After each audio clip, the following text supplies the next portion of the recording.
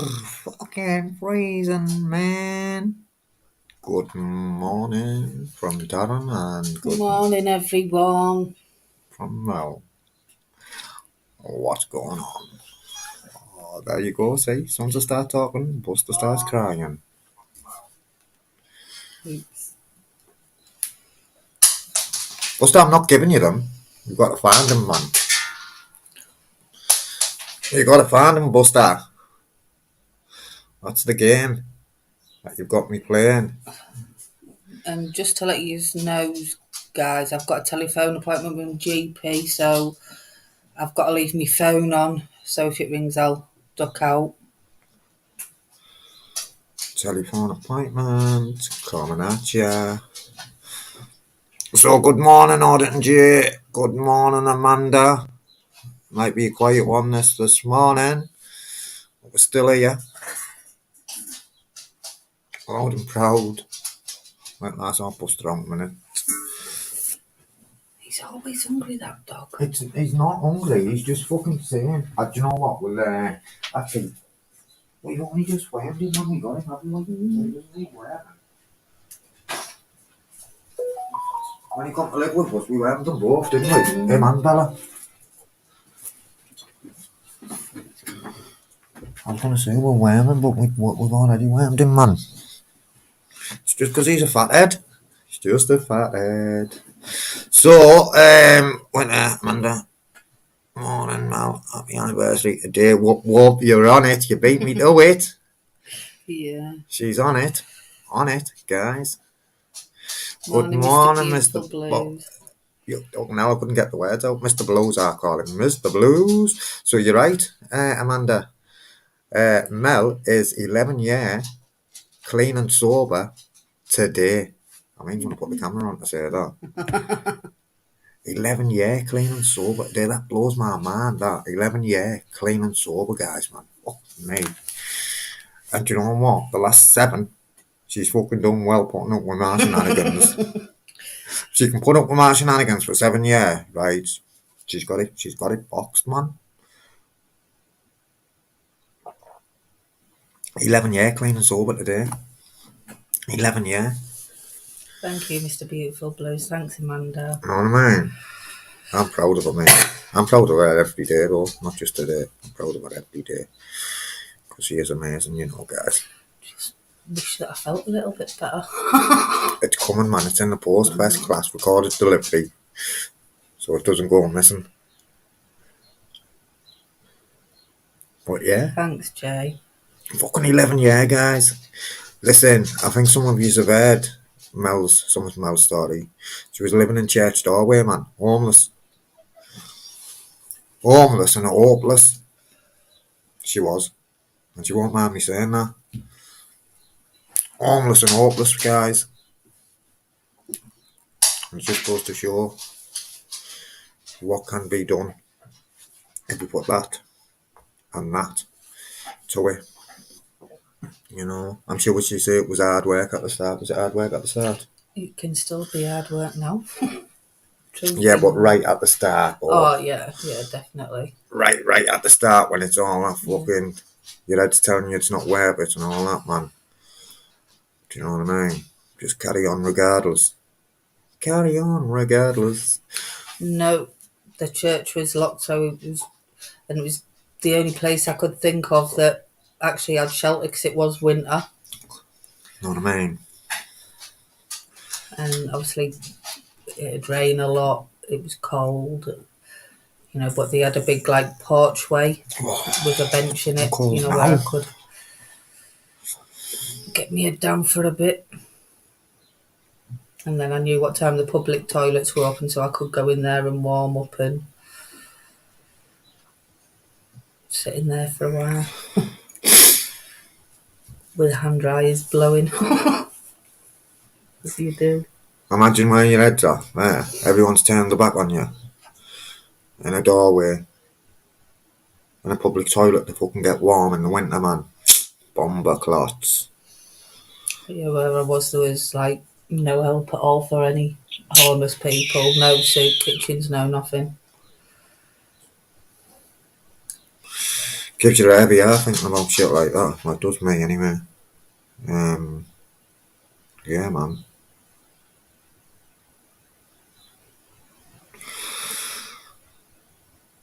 Listen, man, this world's a fucking selfish place, Mr. Blues, unfortunately. Personally, I think 80% of the fucking population, anyway, I'd say even fucking 99.9% of the population are jealous bastards, mate. I mean, selfish bastards, jealous, fucking all of it. Personally, I think what they should do, I can understand them not wanting to keep all of the church open, but I think they should keep at least a part of a church open all the time for people to seek refuge if needed.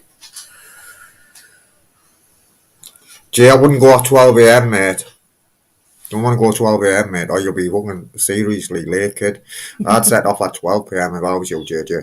But yeah, JJ, I don't know if you've heard, Mel, today is 11 year clean and sober. My man, 11 year clean and sober. Come from a fucking church doorway to working in drug services, man. And helping people who were once in their shoes. Do you know what I mean? That's fucking dedication for you, man. And a nice dining table. And a nice dining table. And a nice home. 2 dogs. And a nice family. I know I don't imagine sometimes, but that's just So my I just duty. keeps them, but at least I'm in a position now to be there for somebody else's child as well. And that kind of blows me away. And social services actually think I'm responsible enough to do that as well. Can't do that no more, because apparently you're, what is it? You're rattling if you do that. Not to do with winter and it being cold and fucking freezing. But no, 11 a.m. Oh, you said 12 a.m, JJ. You had me worried.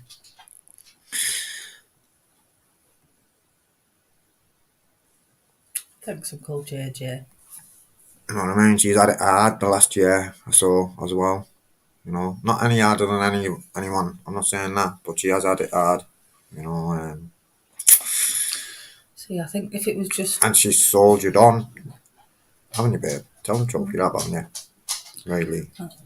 Some days Yeah, it doesn't I've matter just about. had to take a rest, and that's okay as well. There you go. That's You know, okay and too. it's okay to have a rest as long as you just don't quit. You know, and I think like these past 18 months, if it was just one of the things that had happened, I'd have coped. But it's just been relentless and it's been hard, I'm not going to lie. But one day at a time. One foot in Yeah, front I of the did the other. homeless challenge as well. It was bizarre. You know, when I was like working for services, we all like did the big sleep out and that. But it was cheating really, because they did leave the church open that day, so you could go in and use the toilet and have a hot cuppa, and you know, so it was very... She hasn't. I just use that one now. I'm going to No, start I using. bought him a new one. I use both, but that's my Gemini, my split personality one. I've fucking got a split personality, so watch what you're doing. And I really have as well. You know, and I don't think it's down to being a Gemini. Thank you, Sophie. Go on, Sophie, welcome. I've never seen you before, I don't think. But welcome. Yeah, 11 year clean and sober, guys. You know, when I got 21 months, mate, total abstinence. So when I say clean and sober, I mean total abstinence as well, not just clean and sober from one particular drug and drink. I mean total abstinence, 11 year, man, guys. And I got 21 months, and I thought, fuck me, man, I was doing backflips, somersaults. I wasn't. By 21 months, I was fucking on the verge of relapse. And I relapsed in a big way. But I thought 21 months, I couldn't get 21 fucking days. I couldn't get 21 hours. I couldn't get 21 hours, man. Do you know what I mean? But yeah, 11 years. That's fucking over a decade, man. Fuck me. A boss. That's amazing, isn't it, guys? Now- But anyone, even on your, Sophie, sorry, babe, I need to say this, Sophie, even on your fella, well done in, mate. So now I'm my eldest son has now officially known me sober for and clean for half his life. So that's massive. My youngest is And now he must have been known you last year out of his life. no, Sort like of. literally half of, you know what I mean? Like, Because if it was last year, it'd be out of his life too. That's so like saying, from this day on, he's known me longer sober. oh, longer sober, you mean? Yeah. Right, I get you. Now that makes sense, because you had my head pickled there for a second. So from tomorrow, he'll have known me longer sober than in Then active addiction. Go on. Bailey's already known me longer sober. So for me, that's a nice thought. Do you know what I mean? 11 years now, man, that fucking blows me away, man. Honest, it does. But what it shows me too is that If I can do it, anybody can. anything's possible, you know. Anything's possible. Even going to the top. I'm on the wheel. You know, the right support network, you know, positive people, you know, and the right mindset, you know, nothing can stop you.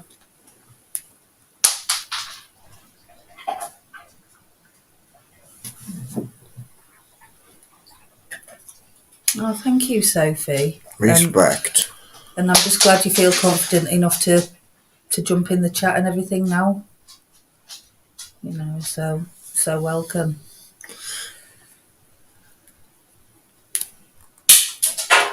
But yeah, as I was saying, guys, I'm going to keep my phone on today because I am expecting a call from my GP. Wait, I get that for Bella. It's on the coat, man. She's up. So I do apologise if you hear my phone going. I will duck out. Have you found it? When my phone goes. Hi, Paul.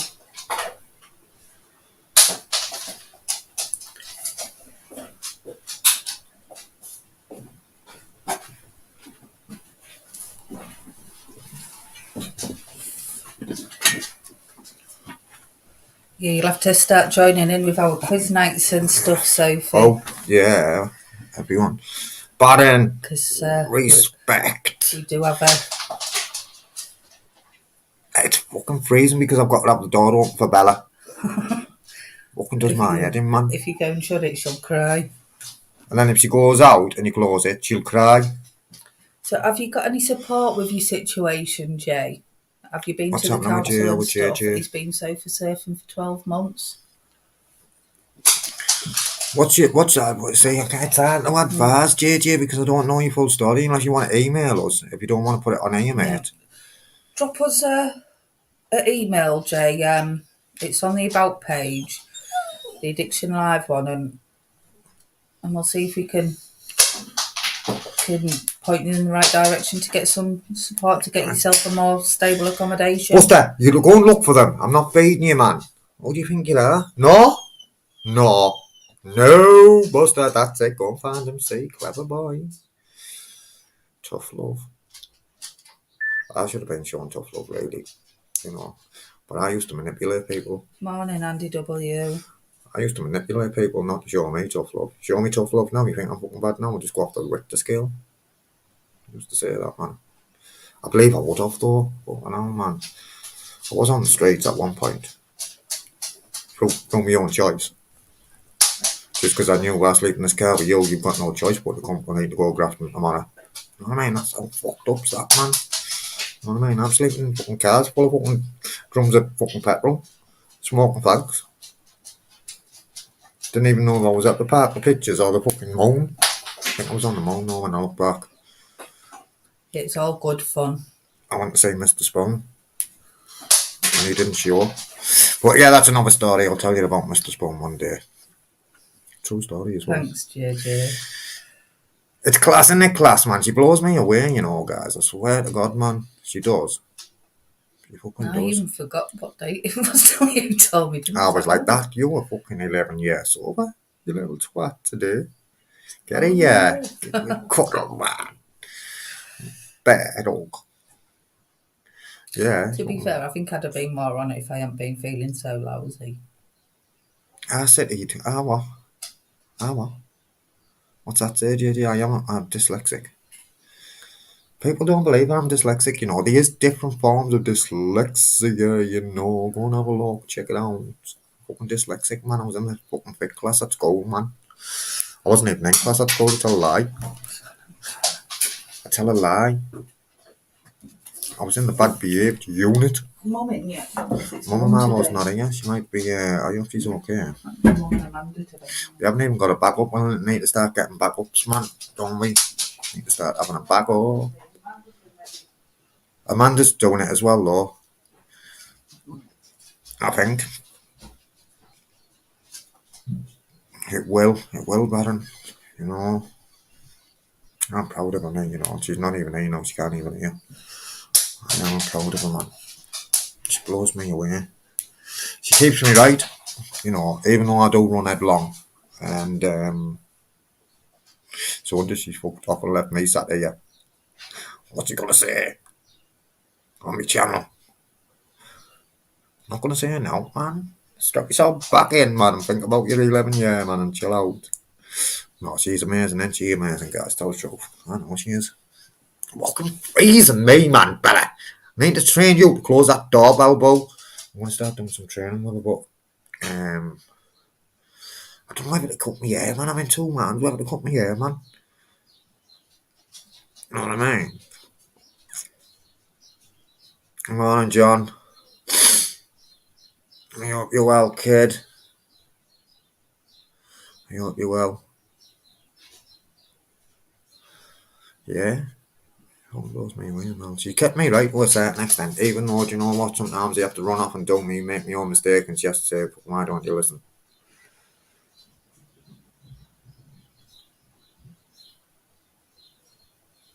Well, the truth of the matter is, because I care about her, I don't fucking go out and do what I used to do. Do you know what I mean? Or I get ideas now and again that I like to put into practice, and I share them with her, and she goes, no, are you mad? Do you know what I mean? But that's what it is, man.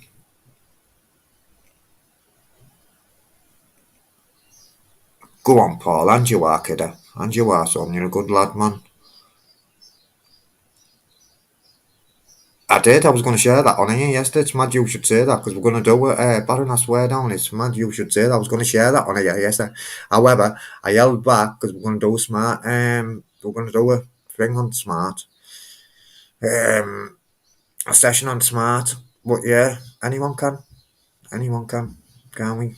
Online, free, off charge, and then you can facilitate your own smart meetings, groups, whatever you want to call them.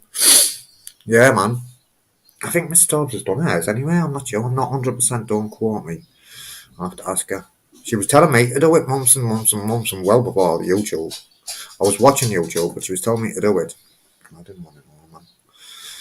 Do you know what I mean? Brrr, it's fucking boiling, innit, Andy, man? I have to do a few star jumps, man. Warm up, man. Your picture's a bit of Rocky. Rocky Roaster, man. Oh, the acronym for SMART is self-management. Self-management. I can't remember it all. Mel will know when she comes down. Smart self-management. Addiction. Oh, I can't think, mate. Do you know what it is, right? I've been to smart groups and all that, Baron, right? And do you know what, mate? I used to say it's not for me. However, because they teach you about controlled drinking and all that, man, and do you know my experience? I'm not saying that just because I can, no one else can. My experience shows me once I put one in, I'm off. What does SMART stand for? Self-management, and you got that right. Recovery training. Recovery training. No, SMART is SMART. So what's the A for? Self-management and recovery training. I knew it was self-management. So, guys, who's just turned in, who's just turned up, this is for the new people in the house, in the area. Mrs. Tobbs, Mel, fucking hell, where's my head at, man, this morning? Mel is What's the name that your channel's called? Mrs. Todd's. I don't know why you don't just change it with Diction Lad.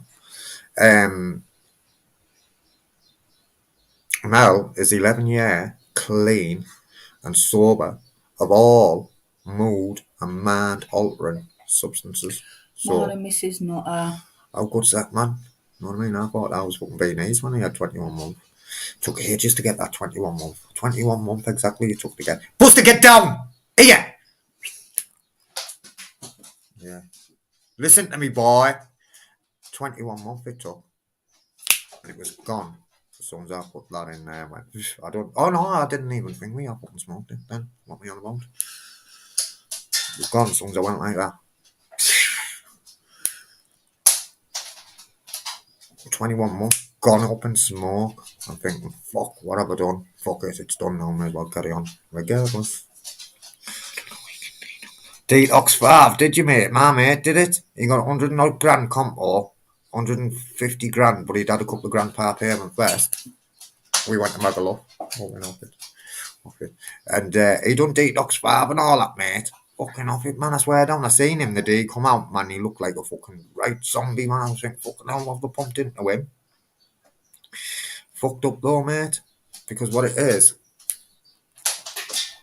not dealing with that's just the symptoms, man. We're not dealing with is it the symptoms, isn't it? And then he wasn't dealing with dealing with the physical. The physical, and he wasn't dealing with the symptom. And he I didn't think deal with the symptoms. What led him there? A lot of people get mistaken between detox and rehab. Like, detox does what it says on the tin. It gets you off that particular substance, but doesn't look at the causes. Yeah, but let's have it right. You don't need to go to rehab, do you, to get clean? No. You know, recovery's possible. I think a lot of people in the community. Oh, definitely, but I do know a lot of people get the two confused. You know, and what I used to get it confused. Sorry, go on. What I would always suggest anybody who does do a detox, always make sure whatever form it may take, whether it be smart, drug services, always build yourself up a massive aftercare package. Recovery capital, we'll call it in drug services. But I think recovery capital is what you build, but you know, straight after detox, an aftercare package where you've got people who you can call, groups you can attend. Yeah, so that's building your capital, isn't it? Yeah, where recovery capital, like new social friends, but straight after detox, you just want somewhere safe. Recovery capital's including your maintenance and all that, and drug services and talking to and jobs, people like you. Do you know what I mean? It's everything for me. It's everything, you know, guys. It's not just about putting the drugs and the methadone down, man. What I'm trying to get is people detox and think they're fixed. Yeah, that's what I used to do. Don't do any of the work. That's what I used to think. And that's what I'm trying to say is, like, make sure you have them aftercare packages put in place before you start your detox. It's right, isn't it? It's right. Mum and Mum are still not in. Do you want a message? You're on Discord. I'm still. Oh yeah, I'm on it. I'm the other one. I don't even use it, man. I haven't got a clue. I don't use it, man. But you could get Amanda on to start. Shall we? But I haven't done Thingy yet. You know what I like to do, don't you? I love it, mate. I love it. I love that two things. Well, we're changing it and swapping it up, man. So what I'd like to ask, guys, is if you're willing to do it, put it in the chat. Should we keep it 2 or 3? Or should we say 4? Let's see how many we can get. We'll go 4 today. 4 things that we're grateful for in the chat. If you're not comfortable putting it in the chat, then just visualise it for me. So what am I grateful for today? I'm grateful to spend my life that I found it. My soulmate. You know. 1. I'm grateful for yous lot. Because yous helped me without even realising. And some of yous in the background emailing me and keeping me right and phoning and that. I'm grateful for yous lot. I'm grateful for Kingston being a little twat, so I can put boundaries in place and show him that in life, mate, even when you grow up, there's consequences if you do something wrong. Well, at least I've got the ability to do that, where before I wouldn't have had the ability, so I'm grateful that I've got the ability to do that. Verse 3. A 4th, I'm grateful for my full family unit, i.e. like my mum. I've been told I've been at my mum now, guys. this morning. You don't understand the batter. I know. I don't. Not in this one. Sorry. So anyway, that's what I'm grateful for. Has anyone been in the chat saying what I'm grateful for? 4 things, guys. I bet you can do 4. I know you could even do 5 if you wanted. I was struggling on the 4th, but I wasn't really. Right. I felt like a zombie, like, yeah, I know, my mate looked like the zombie, mate. Well, I'm grateful I've managed to get a doctor's appointment and it wasn't as stressful as it normally is. I'm grateful that I've got a house. Grateful that I've managed to reach another milestone. Go on. One more, baby, one more. Grateful for the dogs. There you go. Amanda, I'm grateful for my family, my home, my dogs, and this addiction lab to help others respect. I'm grateful for everything I have, my kids, hubby, house, everything. Respect, Mrs. Not a Man. I bet you'll have some fun with Nutter. Sonia, he's out his head and you know that. He thinks I'm off my head and I look at Nutter and I think you were up your one burn at Nutter. In a good way, of course. No, he is, he's class, Nutter. He's class. Family music, I love music is the answer. Family, music, Mr. Tobbs Addiction Lab, great friendship and happy just for being here. Go on, mate. I fucking love that, Paul. Love that last bit. We're just being here, mate. Breathing. Just being here, breathing, mate. Yeah, me too. Me too. Me too. Activate the smoke for Dr. Phones, please.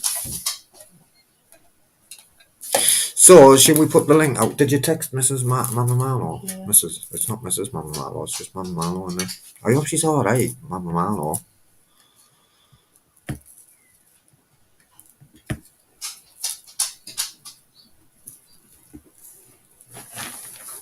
Grateful for Kendra, who got off drugs herself, plus keeping me on my toes, and my kids and grandkids. Go on, mate. Well, every man in that needs a good woman behind him, mate, I believe. By the side. By the side, yes, side by side, back to back, whatever, however you want to say it. I also think you should be grateful for the self-respect you guys have to have gotten you to this stage. You are all superstars in your own right. Go on, Baron. Sound Baron, any sound. I've only just noticed him the last couple of days, Baron, you know. Sound, money, sound. Good guy. Okay, listen, my phone, I've got a phone in front of me, but it hasn't got that email address on it, I don't think. Let me have a look. I'm saying it, I don't think it has. It'll be that Addiction Live one, it'll be on mine. It's not. Oh, which one? The Addiction Lab? JJ. Audit and J. Yeah, there's a new email on the About page as well, guys. You know, like we were saying yesterday, if there's anyone struggling, you have to make sure that your notifications are on for that, babe. And I'll check it in a bit, just because I am waiting for the doctor, and then I'll have a chat with you after this. oh, go on, Mrs. Not. I fucking know. You've just touched my heart. He's my best friend. Go on, mate. Respect. Heart of gold he fucking has as well. And he's changed, not has changed, you know, he's changed, like, fucking, I haven't, like, listen, I've known Not since I was 11, and I swear down, you brought a tea to me, aye, man, fuck off, I'm turning the camera off. Oh, Not, man, what have you done that to me for, man? Yeah, do you know what, fucking hell, she's got my heart there. I've knew him since 11, right, and you know what, the laid back, chilled, Nutter, what we see in where he's like positivity. That wasn't the Nutter I knew. Well, it is you come and you want to fucking have it. We'll have it. I've got you, Manda. We'll have it. Do you know what I mean? He's changed, man. He's for the better. I reckon. I wish I could be a bit more like Nutter that way on. I'm just going to go and get it. Yes, you all right, Manda? Yeah, not too bad. Thank you. Yourself? Yeah, I'm just plodding on. Excuse the pun, but I'm just plodding on as you do. Good. All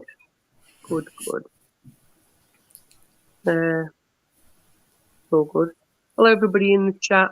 I'm not sure about Mum of Milo. I have messaged her this morning, but I didn't get any response. So maybe, yeah, hope she's okay. She might have had a bad night or got something on or whatever, you know.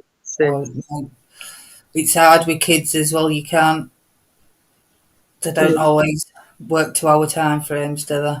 As long as she's alright, that's the main thing. Exactly. That's the main thing, as long as she's alright, because she's a little superstar. Even if she wasn't a superstar, as long as she's alright. Well, exactly. Yeah.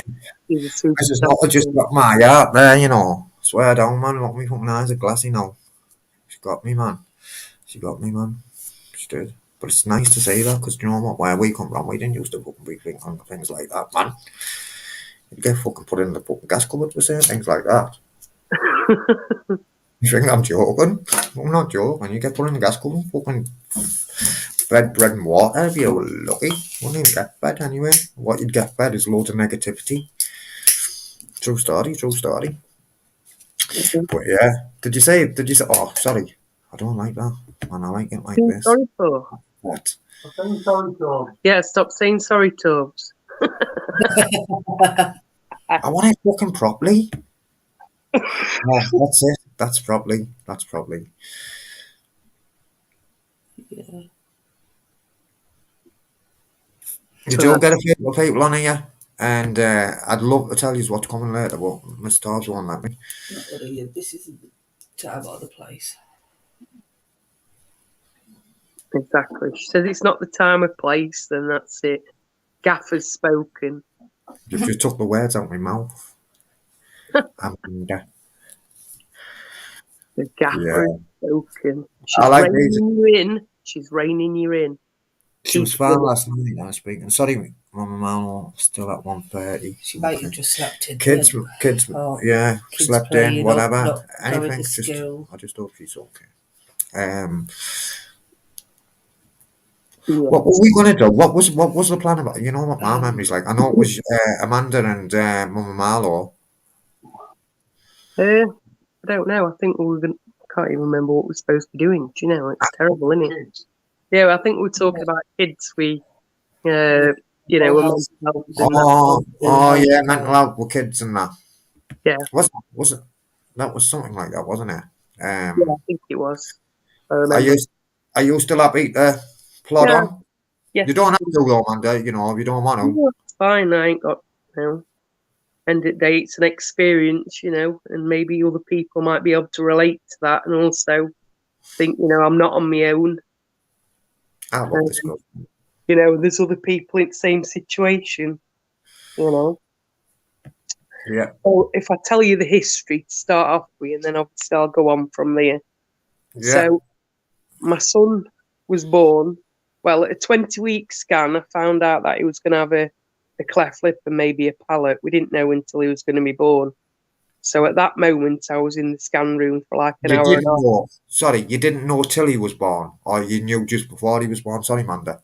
No, I knew at the 20-week scan he was going to have one, but I didn't know how it was going to be, because sometimes they only have one thing on the lip. Sometimes you just have the palate. Sorry. Carry on, Amanda. Sorry, I'm going to sit back. Go on. Okay, so you don't know until obviously they're born and how they're going to be. So obviously, I was in there, and then after the scan, there was something called a cleft team, which are based in Nottingham. Get involved, you talk about it, they show you pictures of different kids with different, and whatever else, and what happens after then. Because when they're born, obviously, depending on how it is, sometimes there's no like vacuum for sucking on a teat or the breast if you choose to. So obviously, they need to come and support you to see what type of teats that they have for the bottles or whatever, and what type of bottles you need to use. Anyway, we'll go on. Kai was born, normal birth. Killed me. Didn't have any. He's 16 now. Am I right? Well, he's 17 next month. 17. And your mum was right, 16. Aye. How do myself with that? Because I forget things like that. You're not. That's good then. So, anyway, obviously you were born. They came and they gave these special bottles, teats, whatever, to feed him. So, because he had no vacuum, we had to squeeze the bottle when he was suckling. And then obviously you had to sort of decipher because obviously you got to breathe in between.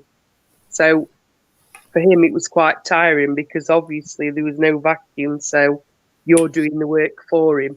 And it's also about how much you give him at that moment in time because you can get him choke and all sorts of things.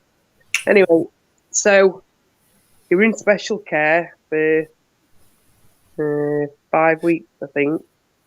So obviously went to see him there and do whatever we needed to do there. We came home for a week and then we went to Nottingham for his first surgery, which we paid for because he had to go on a waiting list. It would have been done probably not long after, maybe, 2, 3, 4 months. But when we spoke about it, the surgeon said it'd be better done sooner rather than later. Respect. So, that cost us quite a bit of money for that. So, 6 weeks we had to take him to theatre. It's the most horrific thing I've ever had to do in my life. Because it's like, I didn't take him, I couldn't. I made Chris go. I'll turn my camera off, mate. I'm turning my camera off. Sorry, guys, I'm getting emotional there, mate. Go on, man. So obviously 6 weeks, went for his operation. Chris took him. It were horrific. So after that, obviously, it was going to be 3-4 hours to repair his lip because it was quite severe. Part of his lip were like attached to his nose, and then also his gum were like stuck out, and there were no palate whatsoever. Hardly, anyway. So anyway, that was that. We jogged on and went off, and we went to the shop. I can't remember what we bought, but anyway, he came out of surgery. That were all okay. Job's a good one.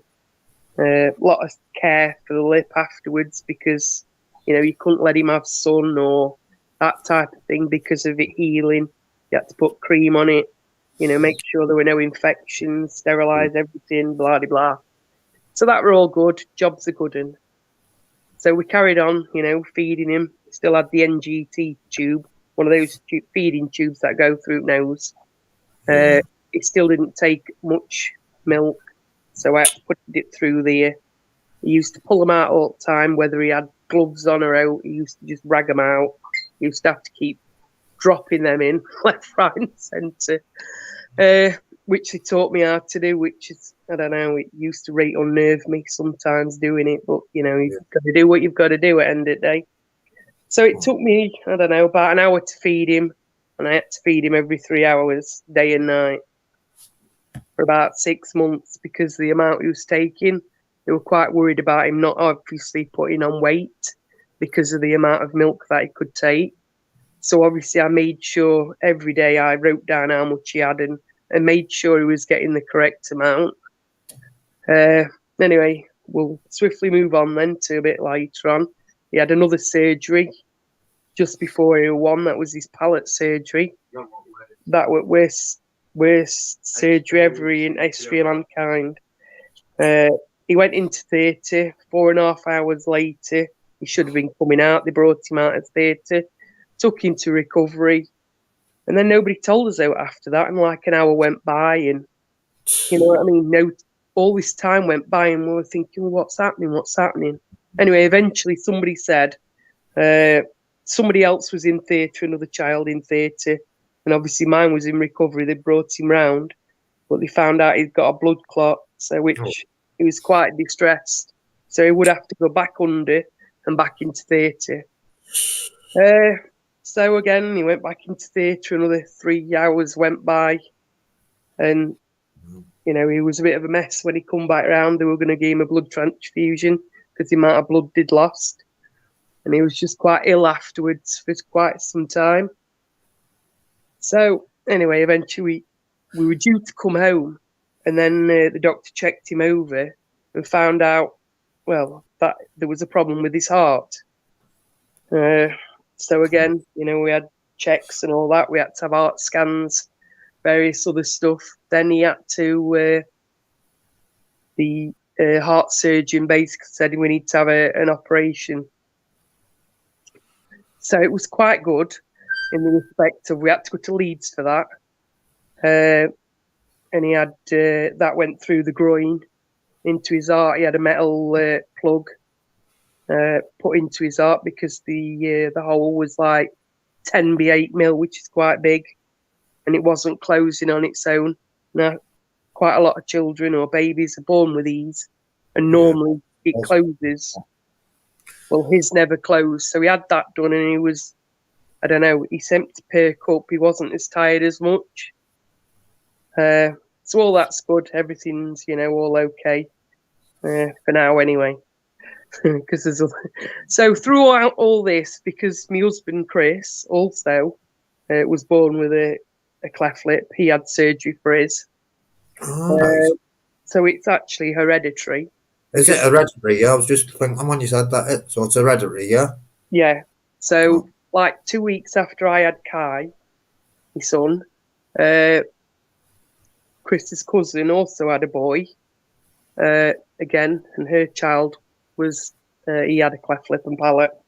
Oh, man. Slightly different to Kai's, but anyway. So obviously it's an hereditary thing, so we're under genetics for that. Yeah. We're trying to find out, like the genetic reasoning of obviously what gene or anything is happening.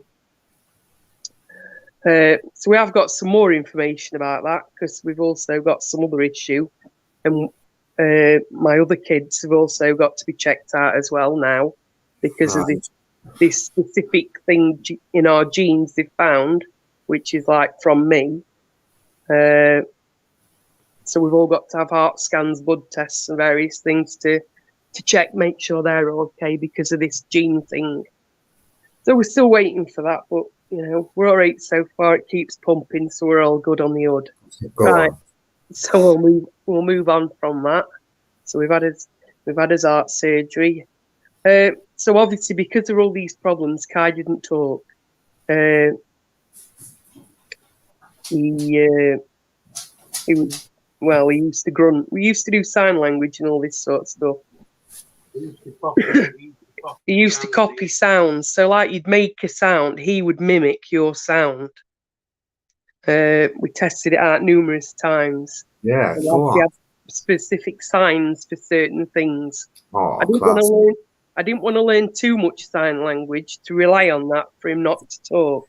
Yeah. So we had various professionals involved.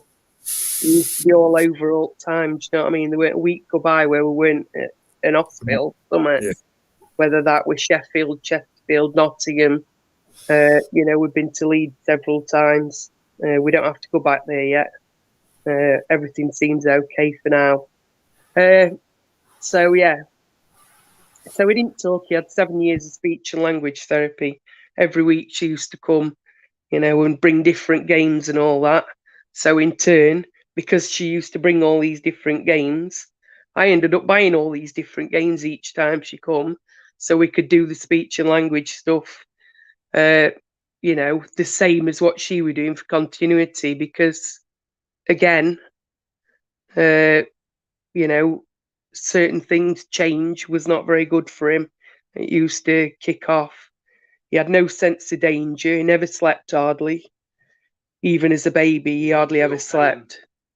And pain, he doesn't feel pain like normal people would feel pain. It's quite strange. But anyway, he had 7 years of speech and language therapy, lots of scans, consultants, whatever else. And obviously he did start talking. Nursery were a bit of a nightmare.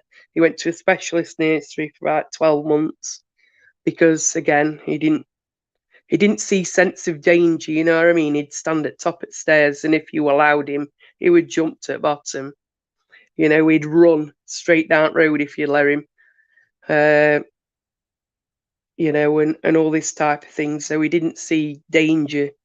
So he had to supervise him 24/7. Sorry, how old was he, Amanda, when he was trying to jump down the stairs? I don't know, probably 2, 3. Oh, yeah. Sorry, carry on. Sorry, guys. To the point of where at the top of the stairs we used to have like a double stairgate because he would climb on that. We had a double one in his room. He could hold his own body weight. Oh yeah, he could hold his own body weight. He used to swing around like out. You know what I mean? He's as strong as an ox. Even at 2-year-old, he just used to swing around. Respect, Kai. And even now he's really strong. Oh, he's definitely a survivor without a shadow of a doubt. So yeah, and I always kept saying to him, the things that he does aren't normal behaviour. He used to like love you one minute and next minute he'd smash around head with something, literally. Oh, Smash around head. I mean, amount of black eyes and split lips I've had from him is unreal. People used to look at me when I used to take my other kids to school as though, I'm like some battered missus here, do you know what I mean? And it were him. And they always used to say, oh, how lovely he is. And I said to him, look, he's Jekyll and Hyde, do you know what I mean? He is Jekyll and Hyde, really. And obviously, growing up, like, he didn't understand that to start with. But obviously, recently, over the last couple of years, he has understood that. But even going out in general public was a nightmare because he complained of pains in his legs. He's hypermobile. He'd sit down, he wouldn't do anything. He'd scream and smash stuff about. The things that he's done to my daughters. And I mean, they're 24, 25, so you can see age gap. He'd just pick up a massive train and just smash it over their head. Drag them around kitchen floor, in fits of rage, smash stuff. But then next minute, he'd give you a love, and give you a kiss. And then next minute, he'd be smashing you with something, or running into walls or just headbutting floor or, and this type of thing. And I kept saying to him, there's something wrong. Oh, no, he's frustrated in what he's doing. Anyway, I actually got his medical records not long ago, and they never told me this, but they said he got, I think it's called DCD, where it's delayed learning, which, to be honest, he didn't have the focus and the attention span, but he did know what he was doing. I mean, he did go to a normal nursery, but they didn't really involve him in stuff because he couldn't speak like the other kids. He got bullied. Nursery, this kid sort of tried. As well. Sorry? At nursery as well. Oh, yeah, this kid used to pick on him all the time and get him and all the rest of it. Bastards. No, don't worry, he was very calculated. He got his own bike, but he was always quite clever about it. They never caught him doing it. He used to tell me all the time. So he did go his own back, and obviously this kid was younger than him anyway. But yeah, so yeah, I used to keep telling him there's something wrong with him, and and so on and so forth. And to go out on a family outing was an absolute nightmare. The stuff that you had to take with you, the mood depending on how he is. Even a family function was a nightmare, or even visiting a family member was a nightmare because obviously they didn't understand, that there was something wrong. Because obviously they kept fobbing it off, saying, he's frustrated because he doesn't speak and all this type of thing. Yes, some of that was frustration. But again, I'd already had 2 kids. Do you know what I mean? So it wasn't all down to frustration, the way he was behaving. And I researched stuff and I spoke to people who, in that sort of sector and field. And it took me till he was even primary school was a nightmare. I sat there with 4 teachers and myself, right, telling them there's something wrong and I need your help. And they basically said, oh, no, there's no wrong. Because, again, he was very calm, cool and collected at school. And we had repercussions at home. So whatever happened in day was brought home. He never told anybody there was a problem. I mean, toileting was a nightmare. Right up until he was, I don't know, probably 6, 7. Sounds like a special boy, though, Amanda. Special. Oh, very much, very special in every which way. 100%, mate. So, yeah, primary didn't understand. They had no idea. I had rows with them over it. He went to secondary school and I eventually he was under paediatric consultant, and I spoke to her about it, and she said to me, and I was really angry. She went, all you want to do is label your son. I went, no, I don't. I said, I want extra help and support for him. Do you know what I mean? So anyway, at that moment in time, I said, I think I need to leave. So I spoke to somebody about this who works in that field, and she said it's the best thing you could ever do. So if anybody else is having problems with hospital and they're not listening to you, right, write them a formal letter of complaint, because they have to action that and they've got to work from that. Anyway, she sent me a letter back and basically put him in for an autism test. So at 14, he had this autism test and eventually said that he was on the autism spectrum. That's all they tell you now. They don't give you like anything else. That's it. They can send you to like autism groups and all this, and then they give you a load of paperwork, and that's it basically. Because I think personally, for me, it wasn't diagnosed early enough for him to get more help and support. I mean, he's been under sleep clinic because he doesn't sleep. He's under CAMS, and they're an absolute waste of space, to be honest with you. We've had 4 years of CAMS. He's seen 2 different people twice. They ring up, they make appointments, and I'll say to him, look, this is how it is.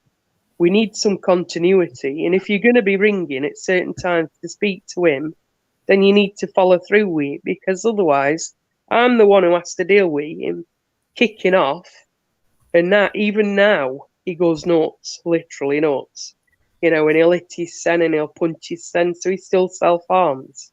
Because, somebody's arranged something and it's not happening. He even does it if I do it. If I say to him, oh, we're going here tomorrow, then if it don't happen, he goes nuts. So we've always been constant going to school and all the rest of it. That's fine. He manages that. So he's not really had time off school unless it's like hospitals or he's been ill. I know some people really, really struggle to get to go into school, college or whatever else, which, again, can yet be another nightmare. But, I've always tried to manage that continuity. And he knows he can talk to me if there's a problem or whatever, and then I deal with school, which, to be honest with you, secondary school have been pretty good.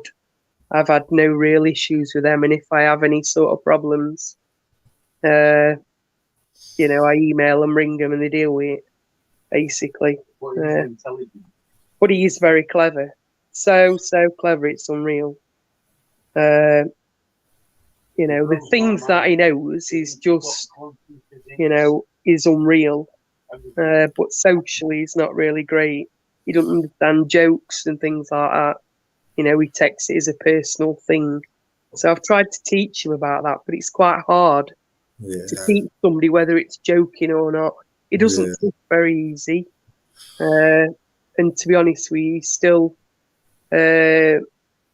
likes his own company, should we say. He likes meals at specific times. He eats at specific times. If that doesn't happen, it's a problem. He has to brush his teeth. Oh yeah, he has to brush his teeth at the same time every day. He does his chores at the same time. So if he's not in a routine, it throws him off. Unless obviously that's all been prearranged beforehand. So if anything's happening the next couple of weeks, I tell him, and he gets it. And I keep reminding him throughout that time. And that's, he knows it's happening. Unless they phone up and say it's cancelled for whatever reason. But a lot of stuff we've had over it, like phone or video call, since lockdown. Yeah. But CAMS have really done nothing. CAMS are an absolute waste of space. So I hope you were listening. What does it stand for, CAMS? Sorry. It's community and mental health in it for children. I can't remember the actual wording, sorry. Yeah, I get you though. Mental health's fucking shocking, Amanda, full stop, and it has been for years, but sorry, carry on. But again, he's supposed to be seeing a psychiatrist. Bearing in mind we've been on here 4 years, he ain't seen no psychiatrist. Bastards. We did have a worker. I don't know what's happened to her. She went off sick about, I don't know, when they first started back at school. We were supposed to have a meeting at school. That were cancelled. They haven't heard out from her since. I'm not fucking bothered, are they? No, they don't give a shit. In fact, one of them, I sacked him, right? He rings me up and he says, I want to work with Kai type thing. I said, yeah, all right, no problem. I says, but again, you need continuity. He said he was going to call and then totally lied and said he'd called on his sheet because I rung up and I spoke to him and I tore him a new arsehole, right? Good. I literally tore him a new arsehole. Good, Manda. And he says to me, well, I've rung. I said, look, mate, listen, I've got 2 phones sat here. You've got both numbers. And I'm telling you now, you weren't rung. I said, you're full of shit. I said, and anyway, Kai says, I don't want to talk to him no more because he's done it twice. He's supposed to, arrange something else. It never happened. So I rung manager up and I told him, look, I don't want to deal with him no more. Are you sure? I went, look, he can ring as much as he wants, but I'm telling you now, he ain't going to talk to him. And if he does, he'll give him all the abuse. Because again, no continuity and he's been let down yet again. Sad, man. Bastards. It is. Excuse my lingo, but it is sad, man. So Kai's under sleep clinic anyway. He's on medication. He's on maximum melatonin and citalopram. It's only citalopram. No, it's not citalopram. It's clomazepam. Sorry, clomazepam. Right. Which again I think's to do with sleep and brain receptors and all that because his brain's going all the time. It's ticking all the time with next big thing. He's got a plan in place for his life. Let me tell you. And how he wants to be and what he wants to do. Oh, it's all planned out. Go on. But the thing is, they tell you to get. Cam's told me to get him a TP. Right? Is a TP? It's a tent in it, so he could go in there and be calm. So I went to him. Might be all right for a 6-year-old, but I said he's 16. Do you know what I mean? If I put a tent in that bedroom, mate, it'd be ripped in bits. He'd be shoving it up out the window. This is sorts of crap to come out with. It's just, I don't know. He sounds like a character. He sounds like a little character. He does. Oh, very much so. I like him, and I haven't even met him, man. I like him, and I haven't even met him. Do you know the message for Live Free from Boris? He did it. Did he? Did he? Yeah. Oh, go on, Kai. Is it Kai? Kai, isn't it? Yeah. Go on, Kai. Oh, he watches all politics. He knows all about politics, Does mate, he? let me tell you. Oh, yeah. He knows they're all corrupt. He knows they're all corrupt. He knows all the ins and outs. Let me tell you, he's so. He still lash out. Oh yeah, not personally to me. Well, he play fights with Chris sometimes. They have a bit. Oh yeah. But he don't to me, obviously. He's quite respectful. And if I want something doing, he'll do it for me, no problem at all. But he tells me as it is. Okay, Mum, the link's there anyway.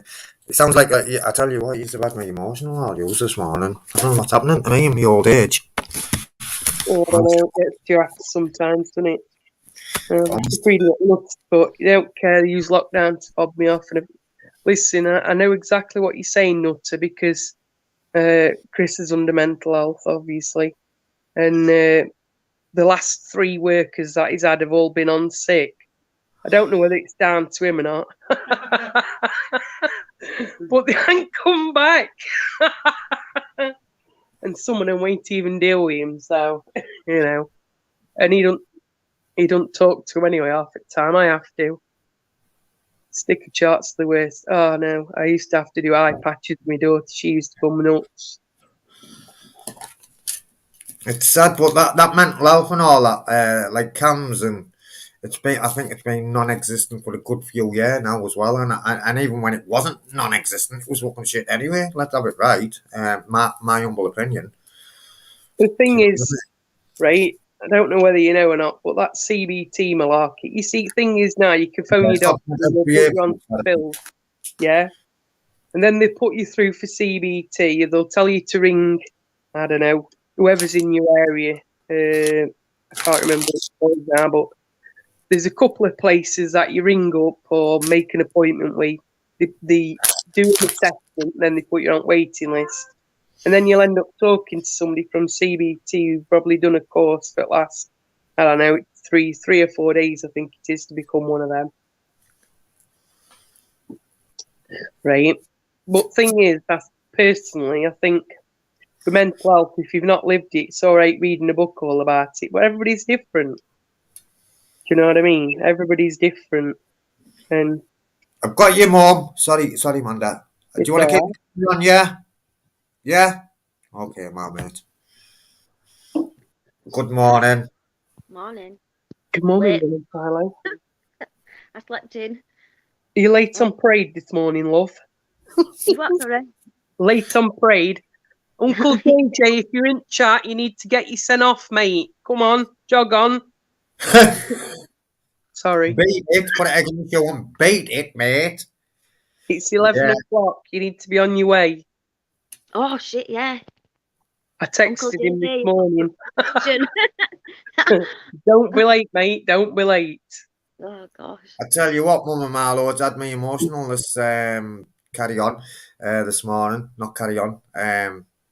Heartfelt, man, heartfelt. But you know what? Let me share this with you as well. I don't know if she's not too well, Mrs. Torp. She's waiting for her Mel. Sorry, she's waiting for her doctor's appointment at 10. So she's gone upstairs, and she's 11 year clean and sober of all mood and mind altering substances. Today is Melanie. Oh, congratulations, Mel. Yeah, it's been amazing, isn't she? Yeah. Hope she Yeah. feels better soon and all that doctor sorts her out. So let me tell you what's been happening in here, Mum and Marlo. Mrs. Notter has popped in, had tears in my eyes, just what she said about Notter and being a best friend and blah blah blah. Had tears in my eyes, and then Amanda's come up and shared a story about Kai, and I'll turn my camera off, man.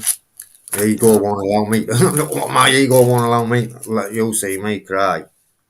Well, most of what Amanda was saying, what I've just caught, like pretty much, like all of it is same as my son.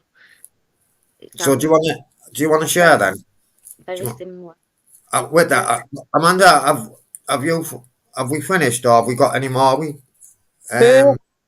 No, I'll let Mum and Milo talk, and if I've got anything to add, I'll chip in. I'll Yeah. put me on mute and let Mum and Milo talk. Oh, Good morning, yeah. to you, lovely. Like, I think it'd be good, like, you know, like sharing it as well. You know, Yeah. like, yeah, I don't even know where to start, really. Like, I've only just opened my eyeballs and all. So I'm like, gosh. We can postpone if you want, you know. Well, No, it's cool. might not be the right word.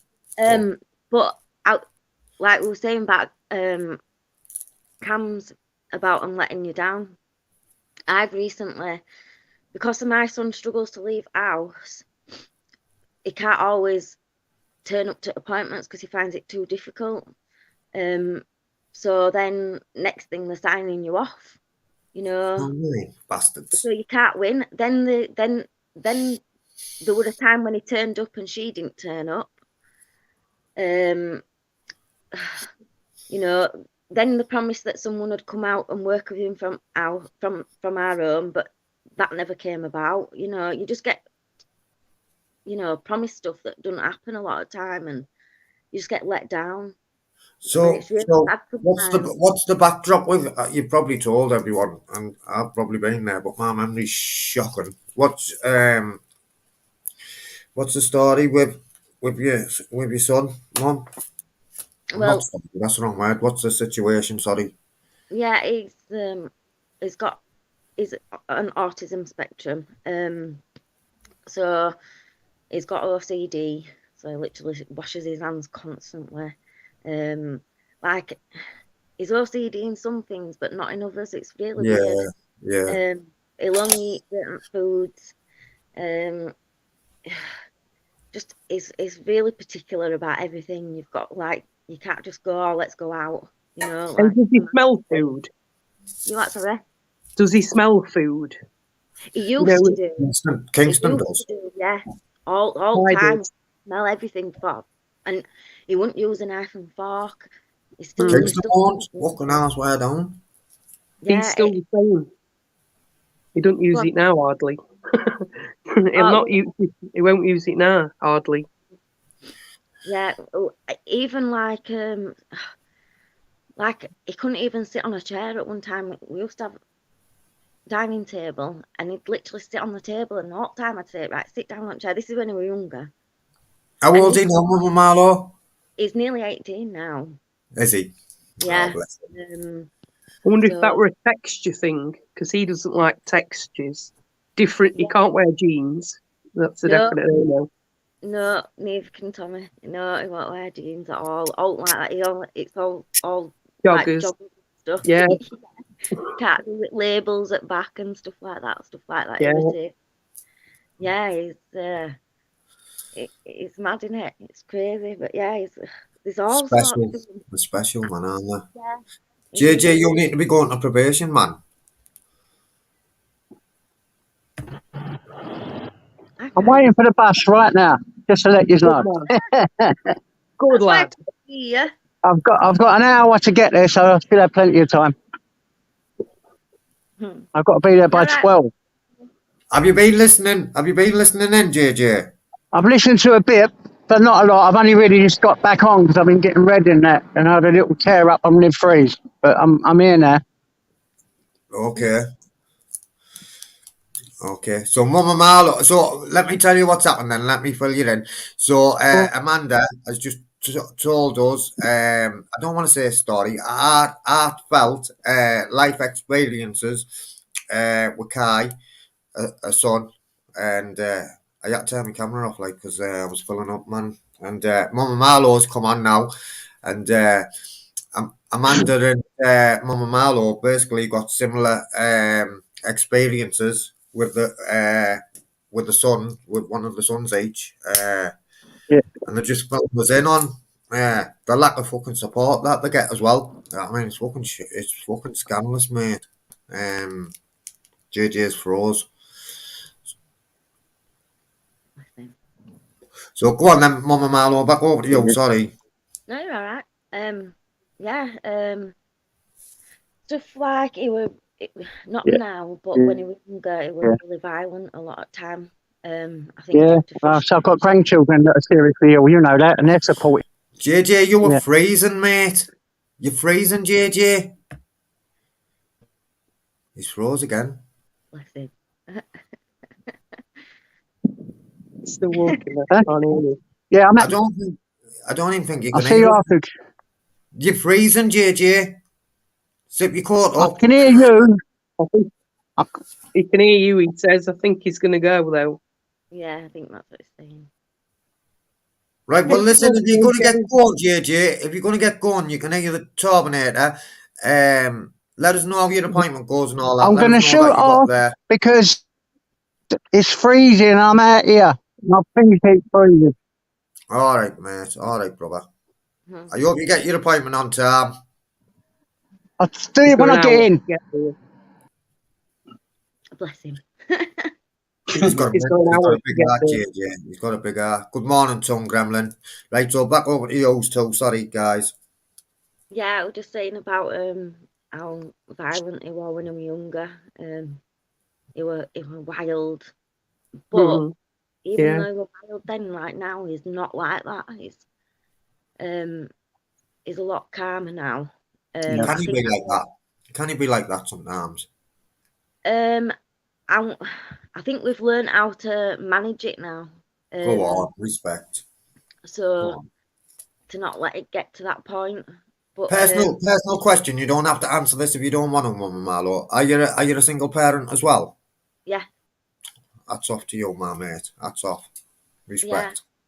Well, I've got 3 kids. One of them don't live here now because he's older, but all of them have got mental health.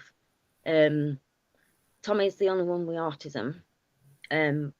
But my daughter suffers really bad anxiety. Like she struggles to go to school every day. It's a battle. How old is she? she's 15, nearly 16, so she's on verge of leaving school anyway. But yeah, it's been last couple of years. It's been really difficult. She tried to take an overdose Oh, a good year ago. Could be coming up to a year. Yeah, that were a bit of a nightmare.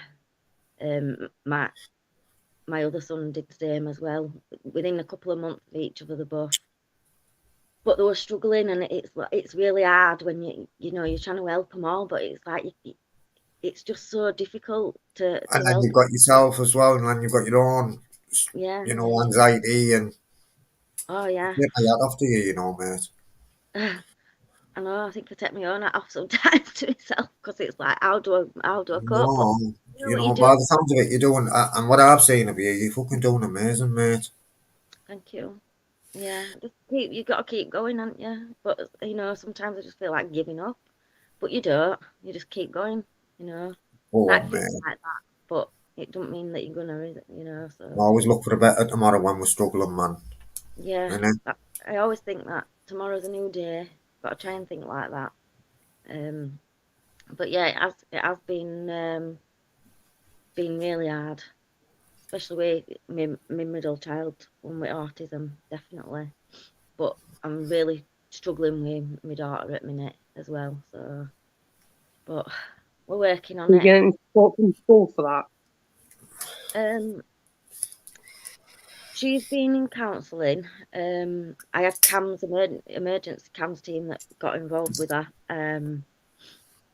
So they were great at the beginning. Don't get me wrong, but then they close you down, and they just, you know, and that's it. She went for counselling, but she's still not right. So they're still like keeping an eye on her. Yeah. To see what to do next with her, because she's just really struggling at school more than all, and you know it's just so hard to get her in. I mean, I had quite serious words with her yesterday because you know it's just getting so difficult, and I'm getting pressure on me to get her into school as well. It's just so hard. But then I've been for meetings at school, and then they're going to do this, that, and other, but then they don't always stick to what they say they're going to do. So Bastards. that's not fair, you know. No, because how are you supposed to know if you're coming or fucking going with them? Do you know what I mean? Oh, I complained, don't you? I did, because I just Yeah, thought it's so not you on. should. So you should, mate. No. Sorry, I'm going to shut up because I keep butting in. I'm going to Alright. shut up. No, man, it's not, man. I want you. I'd like. I want to hear you. I want to hear you. I'm interested. I might have to turn my camera up though if it gets too emotional. Because my ego won't allow you to see my tears. Yeah. Yeah, my oldest, he's got like a form of bipolar. So he were really struggling. He wasn't on right medication and things like that. So he were losing it, and he took an overdose, and he were lucky, really, to be honest. But you know, he's got through it. He still struggles a lot. It's a lot of it is anxiety again. It's you know, Excuse me. yeah, Yeah, they all seem to find it hard to function in the world. You know, I think that's because a misunderstanding. They see the world in a different way that we do. yeah, Obviously, Chris is also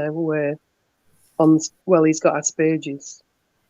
He was diagnosed at 46 with Asperger's. What is Asperger's? Sorry. It's part of autism. Now they don't tell you what sort of thing it is. It's just autism. You're on the spectrum. They don't say. ASD, yeah. You know, and that's all you get. You just get a pack of papers with all questions that they answered, etc., etc.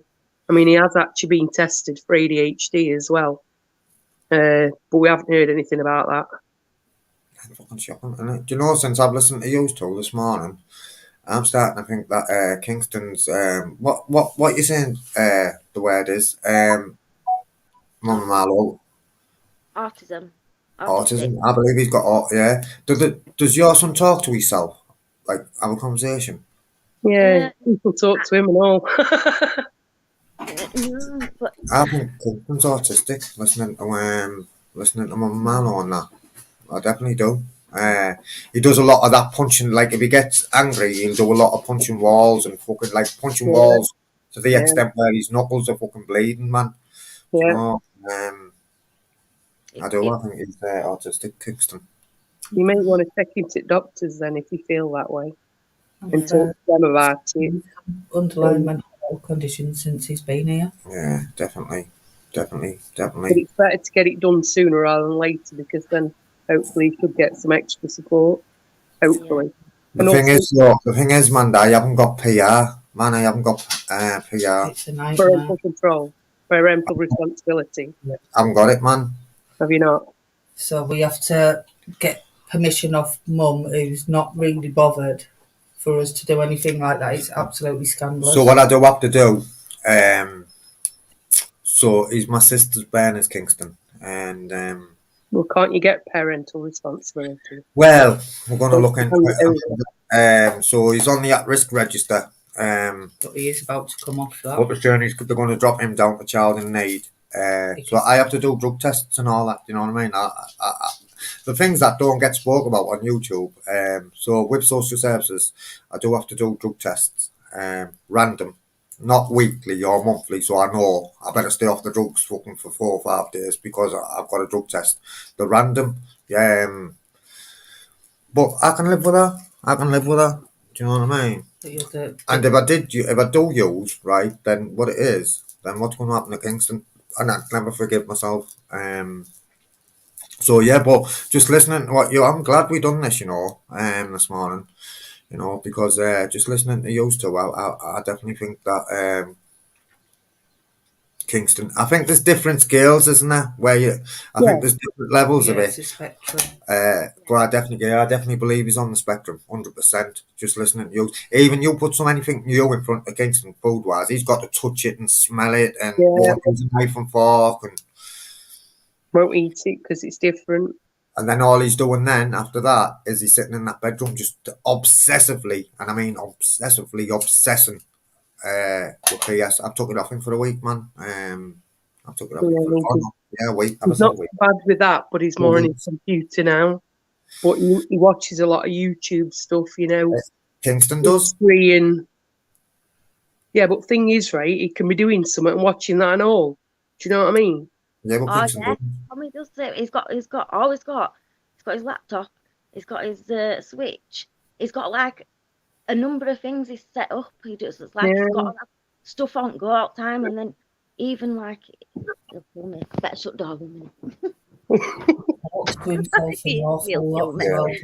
Yeah, I've just been saying he talks to himself, Kingston, a lot, and like I'm coming up the stairs and I'm hearing him talking, so I think he's heard me. Like at first I thought, oh, he's heard me coming up, and I can't hear what he's saying.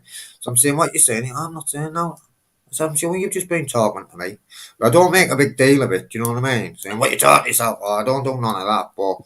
I'm just aware that he does a lot of that talking to himself, a lot of punching walls if he gets angry. Yeah, he's definitely on the spectrum, 100%. Yeah, this is his room, look. Everything has a specific order. Tidy and everything is, isn't it? Look, it's all lined up in its own place. Oh. There we are. Where is he, Amanda? He's at school. Is he at school? Yeah, look. Look at it's all just that spotless, that isn't it? It's all just lined up properly. He does have a lot of friends. Apparently, he's quite popular at school. Oh, he has a lot of friends. Yeah, he has a lot of friends. Kingston. Yeah, look, this is mission control. Look at that. He's got right set up there, hasn't he? Hasn't he? Oh no, look. One computer, 2 computers. He has them all running. Oh, go on. Yeah, that's phone. Texted it. That's everything has to be the yeah, best. he's got his seat. Kingston's got his seat, but he wants a gaming PC now. But he's just not just any. This is Google. This is his Google. I haven't got one of them. Oh, it's chuck it out, man. That Google's no good. Get him a Yahoo one. Yeah, look, is that and all? Oh yeah, it's got a sound machine and all. You see this? I don't know. Yeah. I don't know how to turn the fucking thing on. You better not touch it, man. If you make No, it out it- of place, you'll probably know you oh, that's it, man. You put it out of place now. I'm dead. I bet he'll notice. I bet he'll notice that that's more. Will he notice, Amanda? Yeah, probably. Yeah, How you doing, by the way? these are the sort of things you have to deal with. Can't be dealing with that. I'd have to smoke that. Yeah, look, bed's made. Oh, he's left his jumper out though. Not very happy about that. So yeah, look, Star Wars. Oh, oh yeah, he's got a thing about heat as well. If you can see the fan, he doesn't Yeah. He don't like to be hot. Yeah, my son likes that spray stuff, you know, cooling spray. Remote Yeah. control and all. Look, Do you know what? You took me back there when you were saying about Kai's speech impediment and all that, Amanda. Bailey had to have a speech therapist when he was younger, didn't he? But I think he was just lazy, you know, with his talk. Even now, he doesn't talk very much. Mason used to, only because he's shy. Not that he can't. That's just shyness. But yeah. We've lost Amanda. I remember having an argument with the nursery because they were all concerned and, like, he could communicate and he'd always, like, let me know what he wanted and stuff. So I wasn't worried. But Mason used to do a lot of his speaking for him. And the words that he did say, he had, like, this crazy accent. He sounded Welsh or something. You know, it was bizarre and not many people could understand him. So I had to take him to a speech therapist and they said, he'll come on in his own time. It's just him. So My son had, he couldn't say like lolly. He'd always say nolly. Just couldn't say it. It was really always used to make me. It reminded me of Jake off the Tweenies. I don't know if you've ever seen the Tweenies. Oh yeah.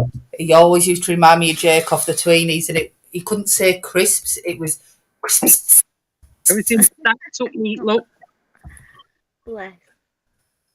He used to make me chuckle with his like the way he'd get words wrong. I thought it was quite cute. Yeah, it's cute, isn't it? yeah, so even It was only me and Mason who could understand him. We had to translate.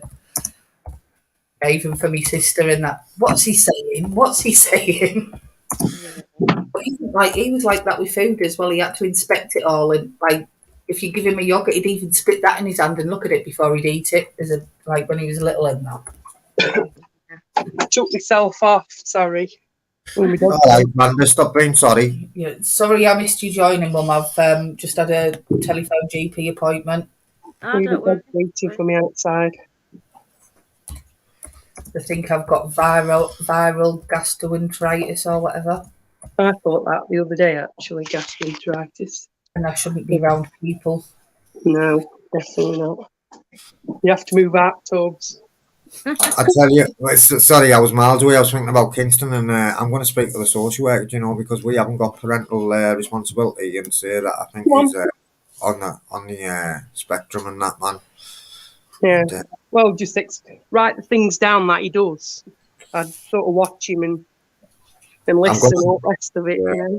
Yeah, I'm going to start when he's talking to himself. I don't really listen to what he's saying. I'm going to start listening to his Comes out conversations. with all sorts. Does he? The thing is, you might be hearing voices. Like I was in bed the other night and I asked him 3 times to keep the noise down because he shouts at his telly. And because like I was feeling. No, I think that's he's talking to his friends over there as well on the PlayStation. But I asked him 3 times and he just ignored me and kept getting louder and louder and louder. So in the end, I'm like, Kingston, keep the noise down. I'm going to bed. And then I heard him going on. I get screamed at every day now. How often do I tell Kingston off? I never ever tell him off. It's very, very rare that I'll like raise my voice to him. But I think because I was trying to get to sleep and all I could hear was him going on.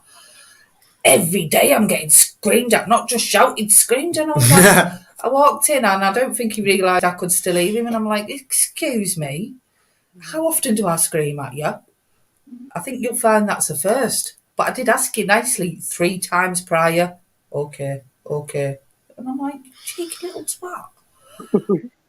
But I don't know if that me shouting like that has fed into what he's been through previously and I think he might have some complex PTSD going on as well. Yeah. Yeah, they said that about the trauma he experienced with his mum. So it's like we've got to be very careful when we're trying to like lay boundaries down that we don't feed into that. PlayStation, Paul. But it is so hard, you know, when they are playing up. I'll have to go and get that. That'll be Chloe. Yeah. So yeah. Yeah, just listening to yours this morning. I think he's definitely on the spectrum, 100%. Yeah, Paul, he's got hobby. His hobby is PlayStation, GTA, Modern Warfare, FIFA. But it's not healthy, man. It's not a healthy hobby. If he gets beat, it's like he's fucking smashing the bedroom up and that, man. I'm like, fucking behave, man. We bought the PlayStation. Things like that. The only reason, right? I had an Xbox One S and I sold it, and I don't even know why I sold it. But I sold it to the bloke downstairs, and then Kingston come. And I thought I shouldn't have sold it, and his mum wouldn't give him his PS4, so we ended up buying him one. Well, we didn't buy him one. What Mel said, I wouldn't have got it if he wasn't there. I wouldn't have got it. So what Mel said is, it's not for you, Kingston. It's for the house. So it's for you and Darren Kingston. I swear down, I played on it. Saying that, I played on it last 2 days while he's been at school. I played on that PlayStation. We got it about September, I believe. October maybe. I played on that PlayStation maybe 6-7 times. And if he's not at school, he's in that bedroom on that PlayStation, obsessively plays on it. And like, if he gets beat, he's punching walls and shouting at his friends, "I'll fucking do you in," and I swear down, man. Not swearing like, but We have the same problem. So when he first come, no, man, then he used to start talking about the things that he'd seen, and like the way Dad was treating Mum, and the way he used to say like about women. I used to think, you know what, mate, he's got the right thoughts, the way to try treat women and all that. And I was fucking proper buzzing with that, man. Do you know what I mean? He's switched on that way on. He wouldn't disrespect a woman, and I think, do you know what, kid? And I've never taught him that. He told me himself, and I thought, you know what, mate, that is spot on. I'm dead proud of him. But I definitely want to look into that thing. He's told me sickle cell. He said he had sickle cell, man. So what it is, I had to take him to the hospital. But what it is, they were saying, man, I said, look, what it is, it's sickle cell's fucking bad, you know, man. I said, I can't wait about for Mum. So they said to me, just take him to the hospital. So I took him. He's saying he had sickle cell. I think they're saying he might have the genes. He hasn't got sickle cell, he might have the genes though, or something like that. So I've got to take him for more tests as well for that. But yeah, I definitely think I'm glad we done this morning, you know, because it's genetics is wonderful. my eyes. We're under genetics. I was gonna ask, because a lot of autistic kids, they talk like American or in certain tones and stuff, and people have said before that my son talks a bit American. Right. I think that's just I don't know about you, Amanda. I don't know. Does he play on games and stuff? Oh yeah, he does. And a lot of Americans on these. See, I have a lot of friends that are Americans, obviously, that I play games with. And he does as well. He plays with various people. But some of them are right savage on there, you know, what they say to you. I've had all sorts said to me. It's right funny. Have you? Oh, yeah. He said to me. Brutal, isn't it? The internet's brutal, man.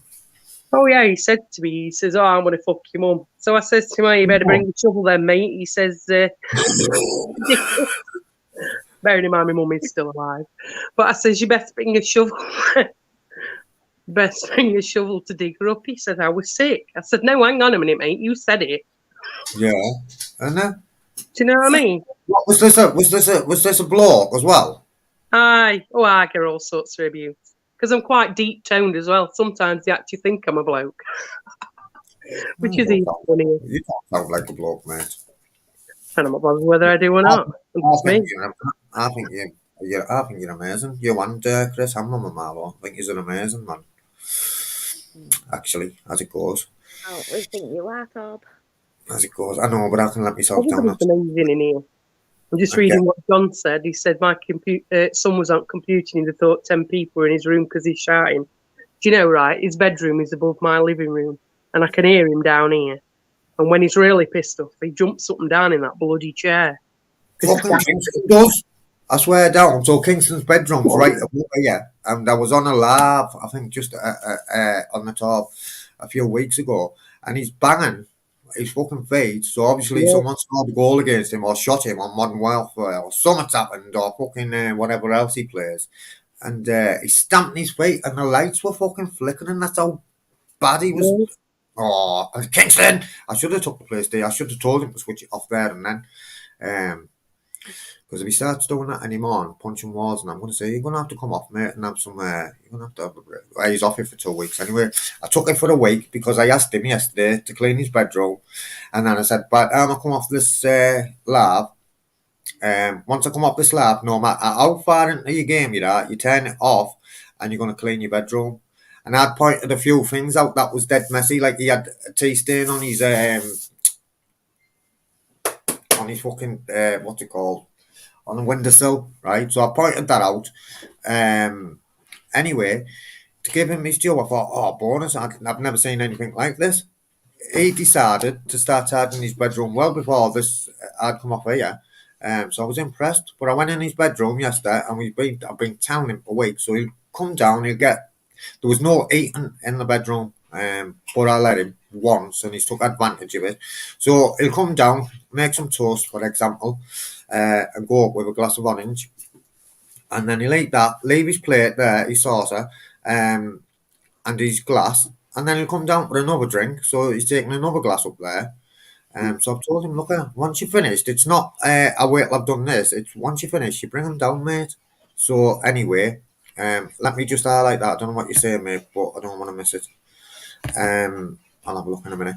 So anyway, so yesterday I told him, cleaned his bedroom now, but only done the bits that I'd pointed out. And I went in yesterday. There was a plate, a glass, a chocolate wrapper left all over the floor. So I thought, you know what, mate, we've had the discussion. I've been telling him for weeks to stop doing it. So we had a proper discussion yesterday, and he was on it. So when he come in, I said, right, what it is, mate, unfortunately, you've lost your PlayStation for a week. Why? So I told him, and he was in a mood, and Bella was dead excited to see him, so he started taking it. Bella, fucking not swearing, get away, leave me alone, and pushed her away. I went, don't take it out on the dogs because you've messed up, and I'm telling you. Anyway, carried on. So I went, right, that's it now, 2 weeks. Well, can I just play on it now? No, mate, you're not getting it back for 2 weeks. Usually though, I'll give it back early. I went back up and I said, listen, I promise you, you're not getting it back early. The only way you were going to get this controllers back, right, early, is if you start pulling your weight and do things properly. So there was still a glass in his bedroom. Half an hour later, it's still there. I said, look, don't think that like in a week that you're going to think, right, I'll start pulling my weight and then you'll get it back. It's what it is. You start pulling your weight and start doing things properly now. And if you do, then we'll talk about you can have it back early. But if you're not, then it's going to stay for 2 weeks. And any more cheek in the meantime, then I'm going to add a week every time. You need to understand the consequences. But yeah, it's been dead informal for me. It's opened my eyes to, what did I say? Informal. Informative. It's been informative, definitely has. She's opened my eyes, and I definitely think, listening to you two this morning, definitely think Kingston's definitely on the spectrum. You think I'm on the spectrum? I am. I think you've got ADHD. Yeah, I'd say that too. Why? I would. You're very up and down. Yeah, and you flip from one thing to the next. I didn't there. Very Lack of short concentration. I've got someone's always said that, man. I've got a very short, but I think it's because I'm a Gemini, man. It's No, no, to do that. Don't I know, even finish your sentence. Because I'm a Gemini, and like that twin on that side, and then this twin on this side jumps in, and like being a Gemini. it has, man. It has. No, No. I'm not convinced. She ain't convinced me. I ain't sold it. Gemini, and I'm not. Like Yeah, that. but you're not a proper Gemini. I'm like right in it. How do you become a proper Gemini then? Because it's where about in the month you were born, and I was born right in it. It wasn't just crossing over to Gemini. It Oh. was like So am I at the 8th. Yours from the 21st to the 21st. yeah. No, it You're the doesn't go. 31st, and I'm the Yeah, 8th. right in the middle. And so is the No. 8th. It's not. The ends that makes it the best. Bella wants to join in. No, Elbow, you not little convinced. cow. Get out me, you man. Get in, Bella. Don't tell her that. Say hello, Bella. Right, what's our Baron saying? Tobbs, was you about to say you'll let yourself down? I do. Because if you was, I would like to say that's a little lie. I don't just let myself down, no. I let everyone, like the community. I don't say community. There is no community, guys. I'm There is sorry. here. There is here, but I'm on about over there, and I'm sorry to be the bearer of bad news, but I found out We've the got a hard way. lovely little community We here. no, because we've got lovely people all coming here. And Bellaman, leave me. Don't give him a Respect good licking, Bella. I respect every single one of you. There's certain people that I'd have expected away you from over the last few days. There's only JJ, and there's only the odd few by email and phone, but there's definitely a certain few lads that I'd have expected away from, and it's definite, man. It's definite. But anyway, let's see what our Baron's saying. So, Todd, was you about to say that you'll let yourself Nice down? deflection. I'm not deflecting. He's pointing something out about me. I'm not deflecting. I'm getting right in amongst it. Yourself down, because if you was, I would like to say that's a little lie. You noticed you was slipping before you hit the bottom. That deserves props. Yeah, I know, mate. I know. And if you're not aware of something, I like that actually, Baron. If you're not aware of something, then how can you change? How can you change it? But yeah, I have let myself down now, mate. It is what it is. Onwards and upwards. I believe. But again, if I wasn't aware of that, then I couldn't change that neither. I've kept that zipped. Thanks, But Andy. anyway, yeah, it is what it is, isn't it? But yeah, thanks so, Baron. I get what you're saying, and it means a lot. I've only noticed that Baron profile the last few days. Yeah. Wonder who that is.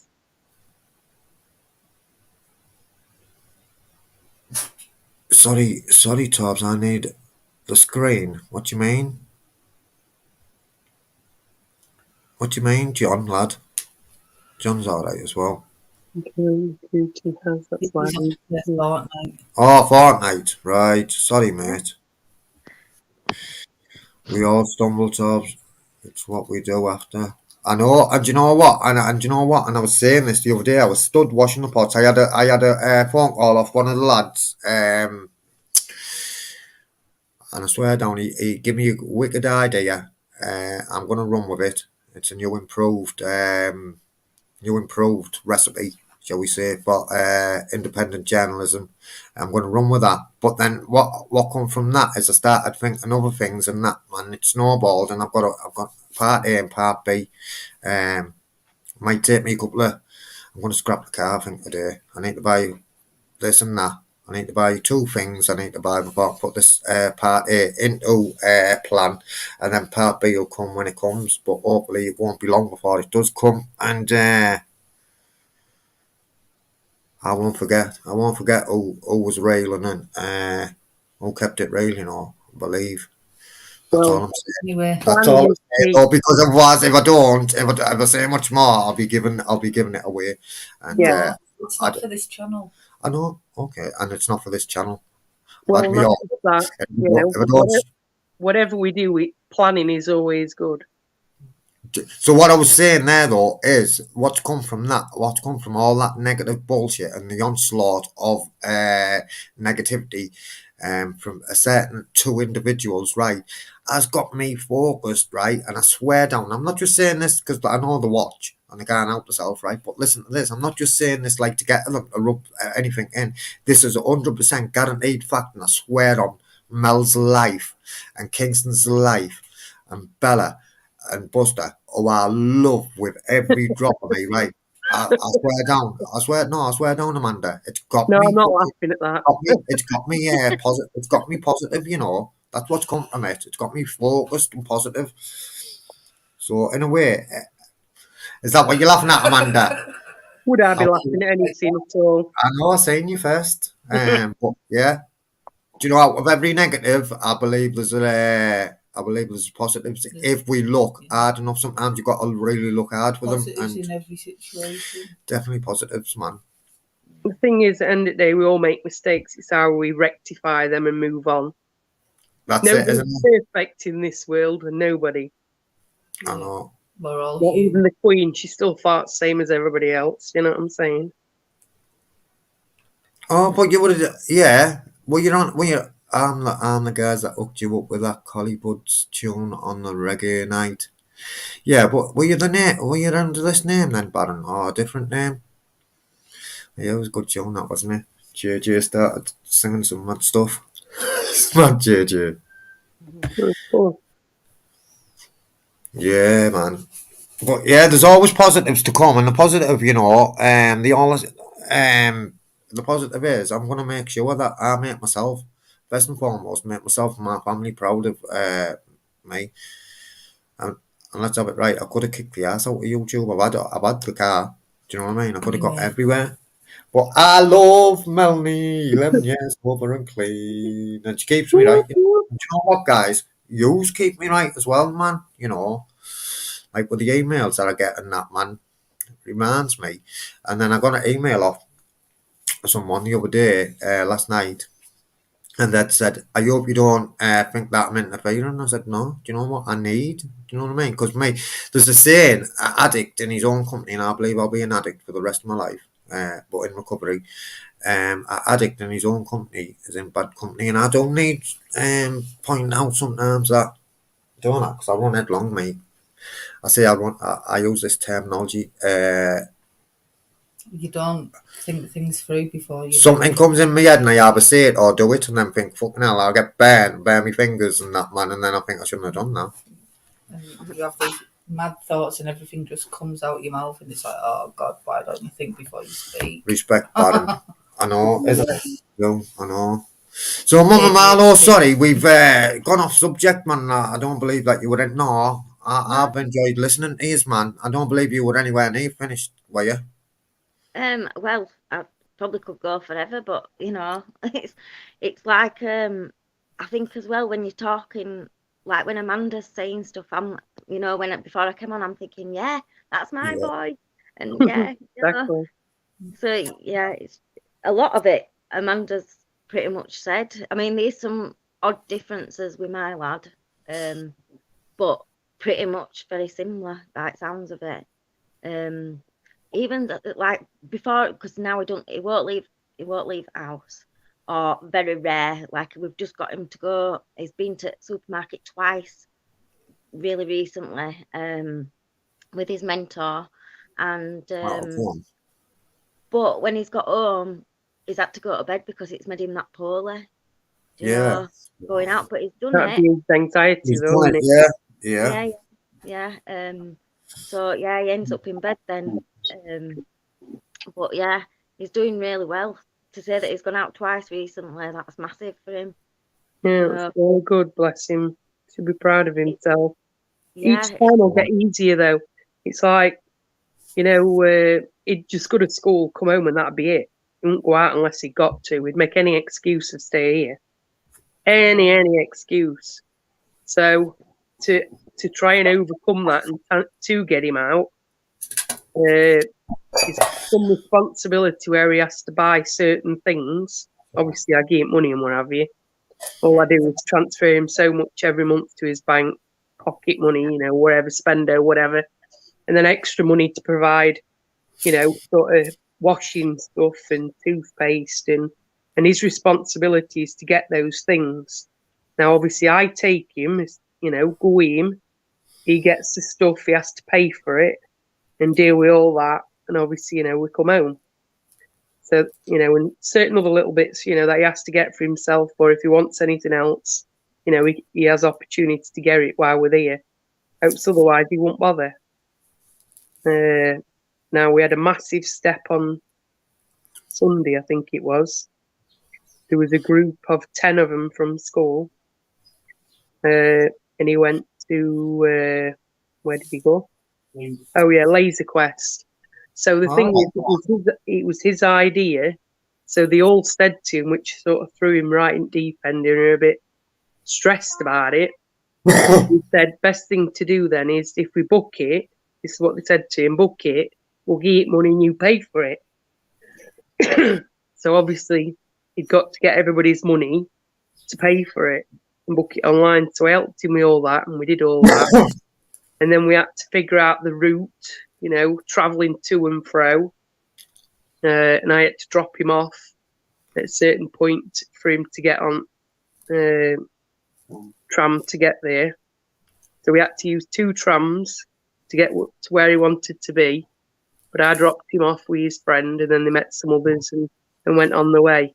So I'm really proud that he actually did that with his friends. And obviously, we booked the trip and everything else for everybody.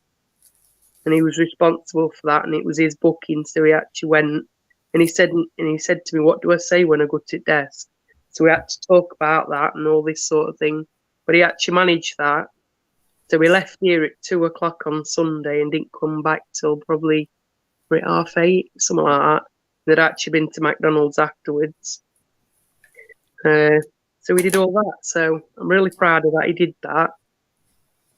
So it does come eventually. Yeah. It's just a bit of time, I think, and it's not as bad as what it is. Planning is key, I think. If we hadn't gone through planning it all, I couldn't just say, right, you need to go here and off you go. That wouldn't happen. But because we planned it, I took screenshots, gave him certain things, so he got it all on his phone. His phone was fully charged. He'd got extra money on him, and he'd got money in his bank if he needed it. And I said, you've got enough money if needs be to get a taxi home if it fails. Do you know what I mean? Or ring me and I'll come and fetch you. Do you know what I mean? Whichever. So, we hadn't got to panic about any of that. But yeah, they had a good time. We still made an excuse why he only come 7. Yeah, he still had to make excuses though why he only came. Well, he did 2 games. One was 5th. He came 5th and 7th. He had an excuse for each and every one because he didn't first. He liked to win. I'm afraid. I know what you're saying. Definitely, my son likes to win. Oh yeah, we play one game all the time on Call of Duty, and he always tries to win. But when I've kicked him arse a few times, he says to me, he makes some feeble excuse up. It's not very often that happens, let me tell you, but We've heard that often. This internet's rubbish. It's lagging. Oh, I have that all the time. He comes down. Bearing in mind, he's not even on Wi-Fi. We've had to hardwire it into the bedroom. He's hardwired everything, And each and every time, when Xbox has come out, he's got the first Xbox, then he's got the other one, then he had the X, and then last year before, he said to me at the last minute, I want the Series X. Well, you know what it will like to try and get one of them. Mate, I kept phoning them all up all the time. No, they're not coming in yet, nor in stock. Luckily, I dropped on an Argos. I phoned them up. He said, we should be having a delivery today. He said, if you phone back about 2:00. So I phones up, bearing in mind this was like 20 something of December, 26th, I think. No, it weren't. It was 21st. And I had to pre-order it. So I says, can I pay for it now? He went, no, you've got 24 hours to pick it up. So when they told me it were ready, I was straight off of fetching it. Go on. See you later, Andy. Have a good day, mate. So he didn't even know I was going it because he thought he'd left it too late. So Yeah. it was a surprise when he got it. Even better. Yeah, it was mad how we got that PS5. So, truth be known, we went looking, thinking that you couldn't get them couldn't get them no more. These PlayStation 5. So we went looking. We thought, you know what, we'll get a PlayStation 4. Better than a kick in the head. We goes in. I seen all the boxes up, man. PlayStation 5 was like, we got PlayStation 5, we got PlayStation. So we asked them, we're like, oh no, that's just advertisement. We get money off PlayStation for having the boxes up. I was like, no, that's a bit of a poke in the eye. But then another member of staff come over and said to us, can I help you? It turned out they didn't even have the Xbox. We was looking for. Then we looked at the Xbox. They didn't have none of them, and there was. I'm sure. When was it? About October we got that PS5, wasn't it? Yeah. September, October. It turned out that they didn't even have any PS4s in stock, I don't think. And this was, so we were just looking around the shop, and he started showing us gaming PCs that he wanted or he wants. And this other bloke come up and asked us, can I help you? And we told him that we wanted to play. He said, there's 300. He went, but you'd have to go over this. It was a special business department over in the corner. If you go over there, he went, bear with me, I'll go and ask, see if there's any left. He come back, he went, yeah. He went, but what it is, you've got to pay for it. You've got to pay now. But we haven't got them here. It'll get delivered. And that's how we end up getting it. We had 300. I don't know why they had 300, but... Because they were doing a competition thing, like, you could, like... Because they had so many, you had to put your name down to see if you got allocated one. Yeah, so but how come they decided to sell them though? Because people didn't respond to the emails. Oh yeah, so they were sending emails out to people, and then if you responded to it, if you got drew out, people were winning them. Well, not winning them for free; they still had to pay for them. But they weren't winning them for now then. So they only had so many, so that's how they did it. You know, rather than everyone swamping the shop, I think. Okay, Baron. Yeah, so that's how we end up with a PlayStation 5. But listen to this, how ungrateful Kingston was. I was fuming, man. I was fucking fuming. So, right, he loves the PlayStation. I thought it'll cheer him up. Got this PS5. Yeah, and his face was turning him up. And I was like, what's wrong? You've just got a PlayStation 5. There's plenty of people who can't even get them. We're lucky. It wasn't for him, it was for everyone. It's not mine. Exactly. I went, it's not my PlayStation. I went, what do you mean? He went, it's yours. I went, no, it's not mine. It's ours. No, I want it to be mine. Yeah, but that's like an autistic thing. I'm sorry to say, he likes the things. Is it? Yeah. Sharing is not an option. It's theirs because they have all their things on it, and it's all set out how they want it. Yeah, you're right as well. You know. It's the same as the computer. I don't have access to his computer, as in I don't go on it. I mean, if I wanted to look at something and check something out, or look at what he's been doing, then yes, I could. But he wouldn't allow me to use it because I've got my own. And also, he won't like that because I'd be messing around with all his stuff, and he don't like that. He hates it. Right. So so that's what it was. His face, and I was dumbfounded, like fucking hell, man. Your mates and all that, man. I haven't got one. You wasn't. You've just told me before we actually got it that you can still play your mates who's got a PS4 as well. You can still play them. So, and like I was like, it's not mine. It's ours. No. He was fucking fuming, and I started. See, I didn't know, Amanda. So I'm saying, how ungrateful are you, mate? Do you know what I mean? Because the truth of the matter is, Kingston, if you didn't come to live with us, right, me and Mel, would not be in this shop buying a PS5 for me, mate. I wouldn't have got it. I just wouldn't have got it. There's no way. I wouldn't have got it now. That's the truth. I get all that, but I don't know. It's just they like their own things. It's like, I don't know. Food in that as well. We can put all the food in the cupboards for him. We have to put his stuff in separate places. I know. Yeah. And he doesn't see the problem. So what it is, especially all the goodies, right? So right. We weren't at first. We were just buying goodies and like help yourself. Everything. Do you know what I mean? But then you'd go to the cupboard and like I think I used to be fucking bad like that, like when I was a kid for it. And I was thinking, now I know what it feels like. And like we'd go or something and it'd be gone. So I'd say, Kingston, I'll buy you a new one. And like I was like, that's not the point, mate. It's like think about us. Do you know what I mean? I wouldn't just eat all them and not think about you. But he doesn't seem to have that ability he'll still do it. But And my bread, he won't think now about like having like 4 slices of toast on a night and not leaving anything for in the morning because he wants that toast there and then. and not only that, we had like there was offer, wasn't there, on the butter, so you could buy two for a set. So we got two. I went. Well, obviously, me and Mel are using the butter that's been opened, right? So We'll go and open the new one. So that one that we've been using is now gone. So I'm thinking it's all right. I'll open that one. It's fucking gone. There's no butter. I'm thinking, what the fucking hell, man? Head shocker. You know what I mean? What you doing?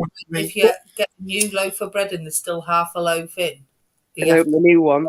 Yeah. and that drives me insane. Yeah. Yeah. So I've had to start hiding a new loaf of bread till the old one's gone. It's ridiculous. Yeah. Oh, that's loud. But yeah, going on to what you're saying about a separate drawer, we have the same. Kai has in my kitchen. There's a drawer for stuff that's for him, you know, goodie wise. Because the thing is, he'd overeat with it. In the respect of he'd have, you know, a bag of this and a bag of that, and eat loads and loads of stuff, and then he'd eat his tea on top, you know. So it has to be sort of limited. And then he'll look in the other drawer and he'll go, "You've got all this," and I went, "No, it's not all for us, like, you know what I mean? Yeah. It's for anybody who comes as well, and you know, you Yeah. can have one if you want one. You know, you could buy a pack of 4 bars, and because they're only small, he'd eat 4. He can't. Yeah. It's very hard to manage. Yeah. There's a proper up my eyes, Amanda and Mum and Marlo this morning. So yeah, I'm in the car on the way home, buzzing, thinking the PlayStation 5 has turned out that you may as well say it's Kingston's because I don't even use it, man. Do you know what I mean? Nobody gets a look in. I love playing FIFA and I don't even. It'll say to me now and again, "Will you come and play FIFA?" Nobody's mates are not on. Yeah. On FIFA. But what you call it? So I'm going home, right? We're driving home, and I'm not laying into him, but I'm saying, "Listen, you're selfish, mate. We're only here. You're buying it because you're here. If you didn't come and live with me and Mel, we wouldn't be even buying. I wouldn't have a PlayStation 5, Kingston. So basically, it is for you, mate. You know, and but now you've told me that, I feel a bit guilty saying that to him now. But you didn't know though, did you? So why should you feel guilty? Because it's I a know. normal reaction, but they don't work like that. Do you know what I mean? This is why I'm saying the mind works in different ways. I mean, sometimes, you know, it's hard work. You've got to bear in mind, Chris is very similar, but different. And then obviously, you know, on the other hand, I've got Kai and they're both autistic. And like Chris can really like misinterpret something totally that Kai said to him. And like, you know, he's having a go at him. So like I have to step in and sort of say to him, you know, look, this is what he's trying to say. So he said it wrong. He's misinterpreted it. You know, and all hell lot breaks loose because they're having a massive argument about it. Yeah, isn't But it it's smart? something simple. Do you know what I mean? Just for a bit of misunderstanding. I'm definitely going to have a word with social Another thing he services. does Carl, I is- don't know what you mean. Do you want I it think for he's me talk- later? I think he's talking to King Moddy. All right. Looking at the chat. But another thing he does, like, he'll be convinced that he has all these ailments and stuff. Like, he told us he had Sickle cell. sickle I've cell. just been on about it. Yeah. And we went to he didn't even have it at all, but because he's heard he's a carrier, that means he's ill with his sickle cell, and he does it all the time. But I think, again, that is part of like a mental health condition. Is Like it? my daughter's partner, you know, suffers bad with anxiety and thought he were going to die, called an ambulance several times, even though he's having an anxiety attack. And they took him once, but they won't take him anymore because they said to him, look, you're not going to die. It's just an anxiety attack. They shouldn't say just though, should they? Because that word just is undermining. Do you know what I mean? I don't know whether they actually said can be brutal. that might be my wording, if you know what I mean. They might not have just said it's just an anxiety attack. Yeah, yeah. You know, he's convinced himself he's going to die. Do you know, even by certain things, or he'll get like a bruise or something, you know what I mean? And he makes it into more than what it is, you know? So, yeah. He's definitely opened my eyes. But Again. yeah, It's a Looking- Did any of Definitely. y'all have problems going to school and that school phobia? Yeah. Yeah. I had a nightmare. I ended up having to homeschool him for 18 months. And then I got him into another school, and it was still a nightmare then. So now that he's left school, he just does college work, but he does it all at home online because he won't even manage.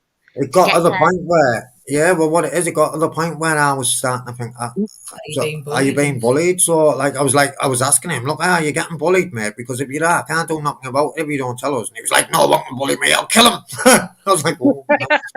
You know what I mean? He was like, what? Yeah, no, man. He's like, he hates school, man. He hates it. And I've told him, like, what I was like. I haven't went into detail, but basically, I was a little shit at school. Yeah. Teachers used to look at me coming, and I can imagine they used to dread when they knew it was like maths, and I was going into maths. That maths teacher, or whatever subject it was, must have dreaded Darren coming into class because I tortured them. He kicks off at school a lot as well and always Yeah. gets into trouble, doesn't he? But to be fair as well, so yeah, he hates it. It's a nightmare to get him out of bed every morning. The last couple of mornings he's been a bit better actually. But it's a nightmare. It's a nightmare to get him to bed, and then it's a nightmare to get him out of bed actually. But Yeah. school, fucking no, I'm not going. I don't like it. I hate it. La la la la la. But since he has come here, and we've been sitting on these what they call them meetings that you go on. Case conference. Case conferences with social services, the school have said that his attendance, his punctuality, and his behaviour have improved tenfold. But the last time it was starting to decline again. He's starting to. Now he's getting comfortable. Now he's getting back. He's comfortable. He's got his feet under the table. His behaviour's starting to decline again. At school. So, but he hates it, Mum. He fucking hates it, and I mean, like, not. I mean, hates it. It's like fucking. Passion. It's a nightmare, isn't it, to get him to go to school? I used to, at first, I used to literally drag him to school, and he'd be fighting like mad with me. He'd just be kicking and he'd just lash out so bad because he just would desperately wanted to go home. He just didn't want to be there. He hated it. And then even when the school, the other school that we went to, they were amazing with him, and we could be sat outside in car for hours before we could get him in. Sometimes we wouldn't even get him in, but we'd have to just keep trying all the time. It was a nightmare, absolute nightmare. Like, I mean, Isn't it? luckily, I've never really had many issues with going to school. He loves collecting data. We've always, maintained school, if you know what I mean, and always tried to be positive about it. He has had issues at school, don't get me wrong, where people have picked on him, or he's picked up like there's a school party or somebody's having a party and he weren't really invited.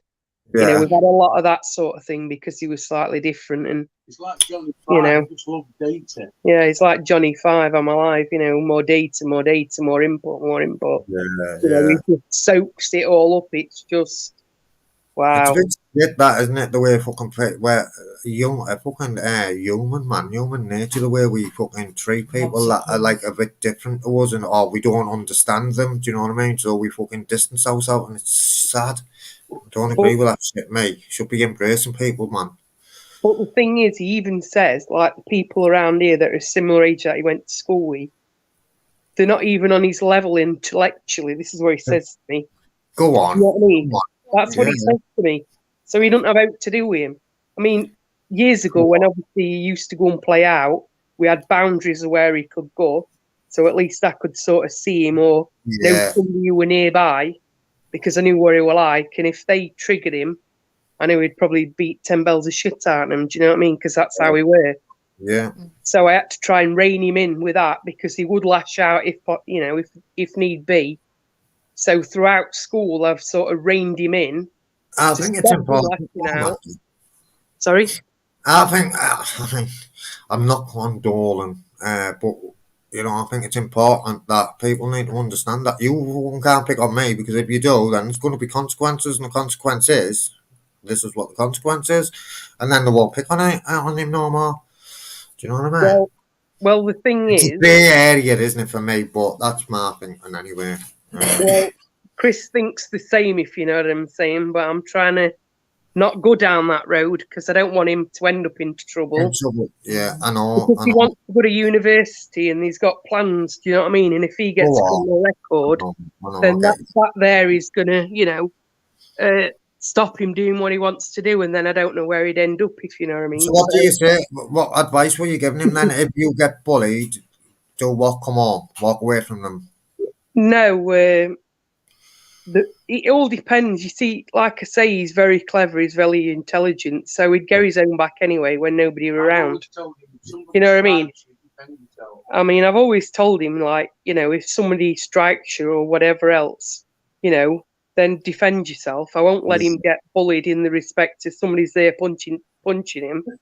I've always told him, you know, you've got to stick up for yourself in that way, which he would. But the problem I'm faced with is, I don't want him to get into that because I think he's a big lad. He's strong as an ox. He doesn't know his own strengths, literally. And some of these are like really thin and twiggy, and I think he's going to snap him in half in the respect of he won't know when to stop.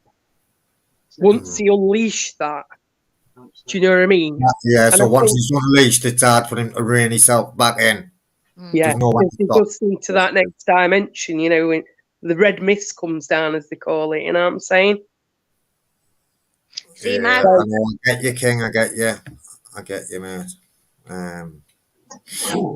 Sorry, go on, Mum. My lad won't he won't have friends at all. I mean, he has online, but in real life he won't because he just don't trust people. Do you know what I mean? Same here. He's the same. He talks to people online or what he wants to talk about. They don't know about him. You don't have to explain, obviously, that he's autistic or whatever.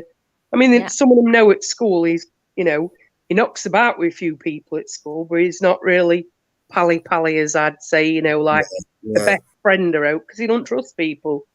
Yeah. You know, he's been let down before. I mean, it's like, we had an incident the other day. This kid was messing about with a water bottle, chucked it to him, and it hit him in the eye. He's actually got a black eye at the moment. Oh. But again, that were an accident, but he says, oh, don't worry, I'll get him anyway. And he will, but he'll do it in his time when he wants to. Do you know what I mean? Yeah.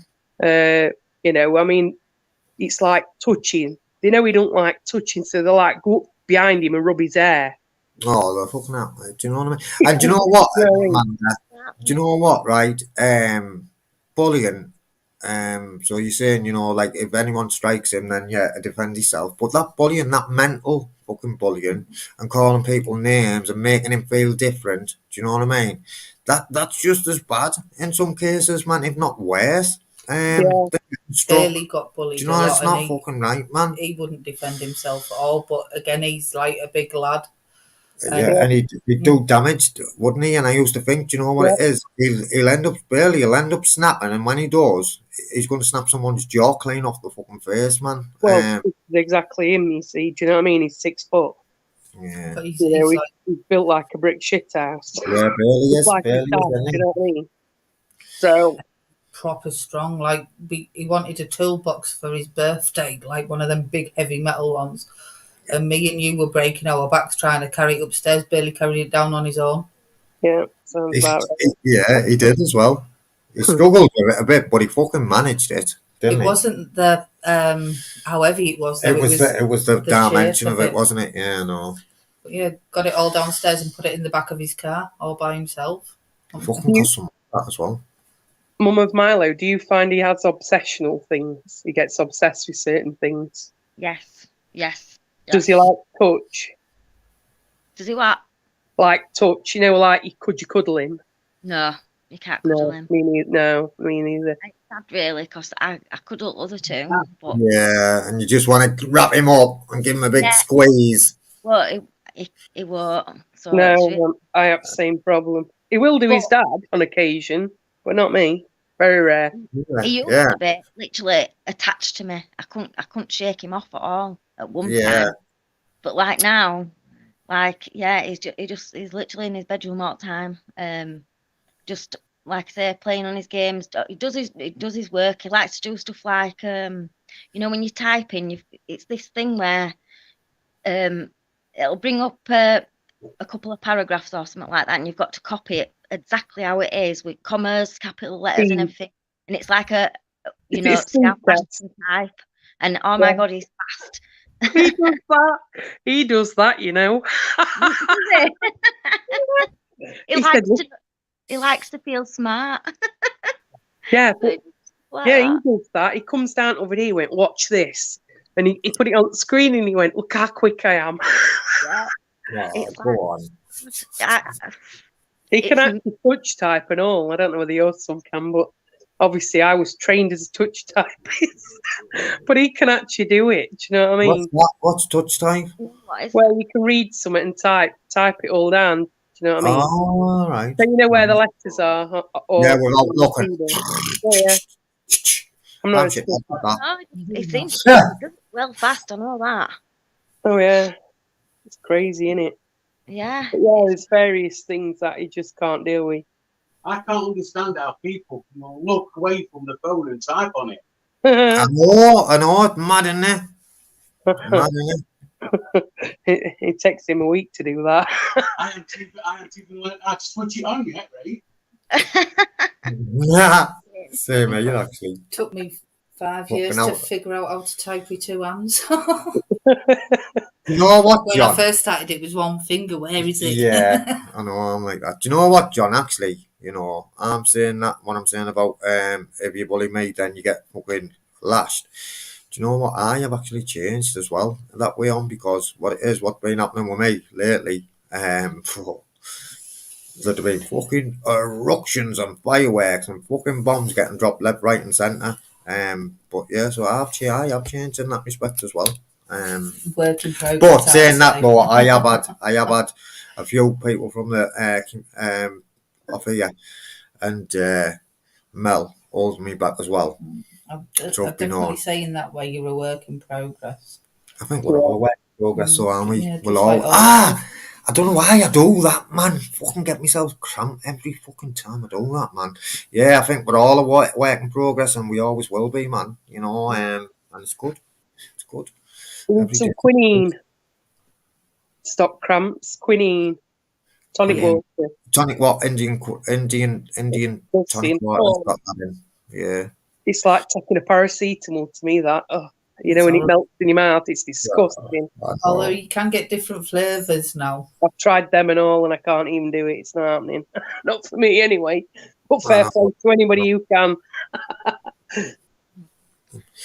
Right, shall we give it another few minutes and then we'll call it a day tonight there? Anyone got anything else you want to share, Mama Marlo, Amanda? Anyone in the chat you want to share? I was just going to say his other obsession is Mario. It seems he was about Mario mad. Honestly, he's got everything's Mario. Like even board games, it's Mario board games. Honestly, it's class. Obsessed. Absolutely. It's Crash Bandicoot. Oh, bless.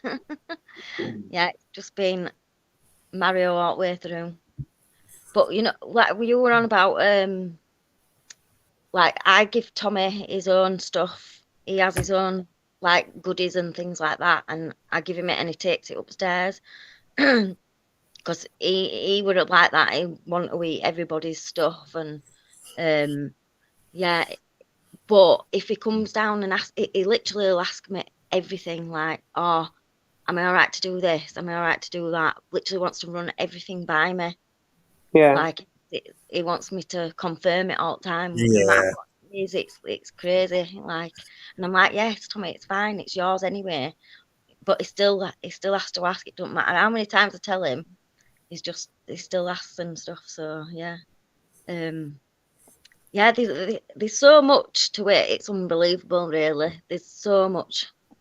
I mean, there's a million other things that I'll have missed.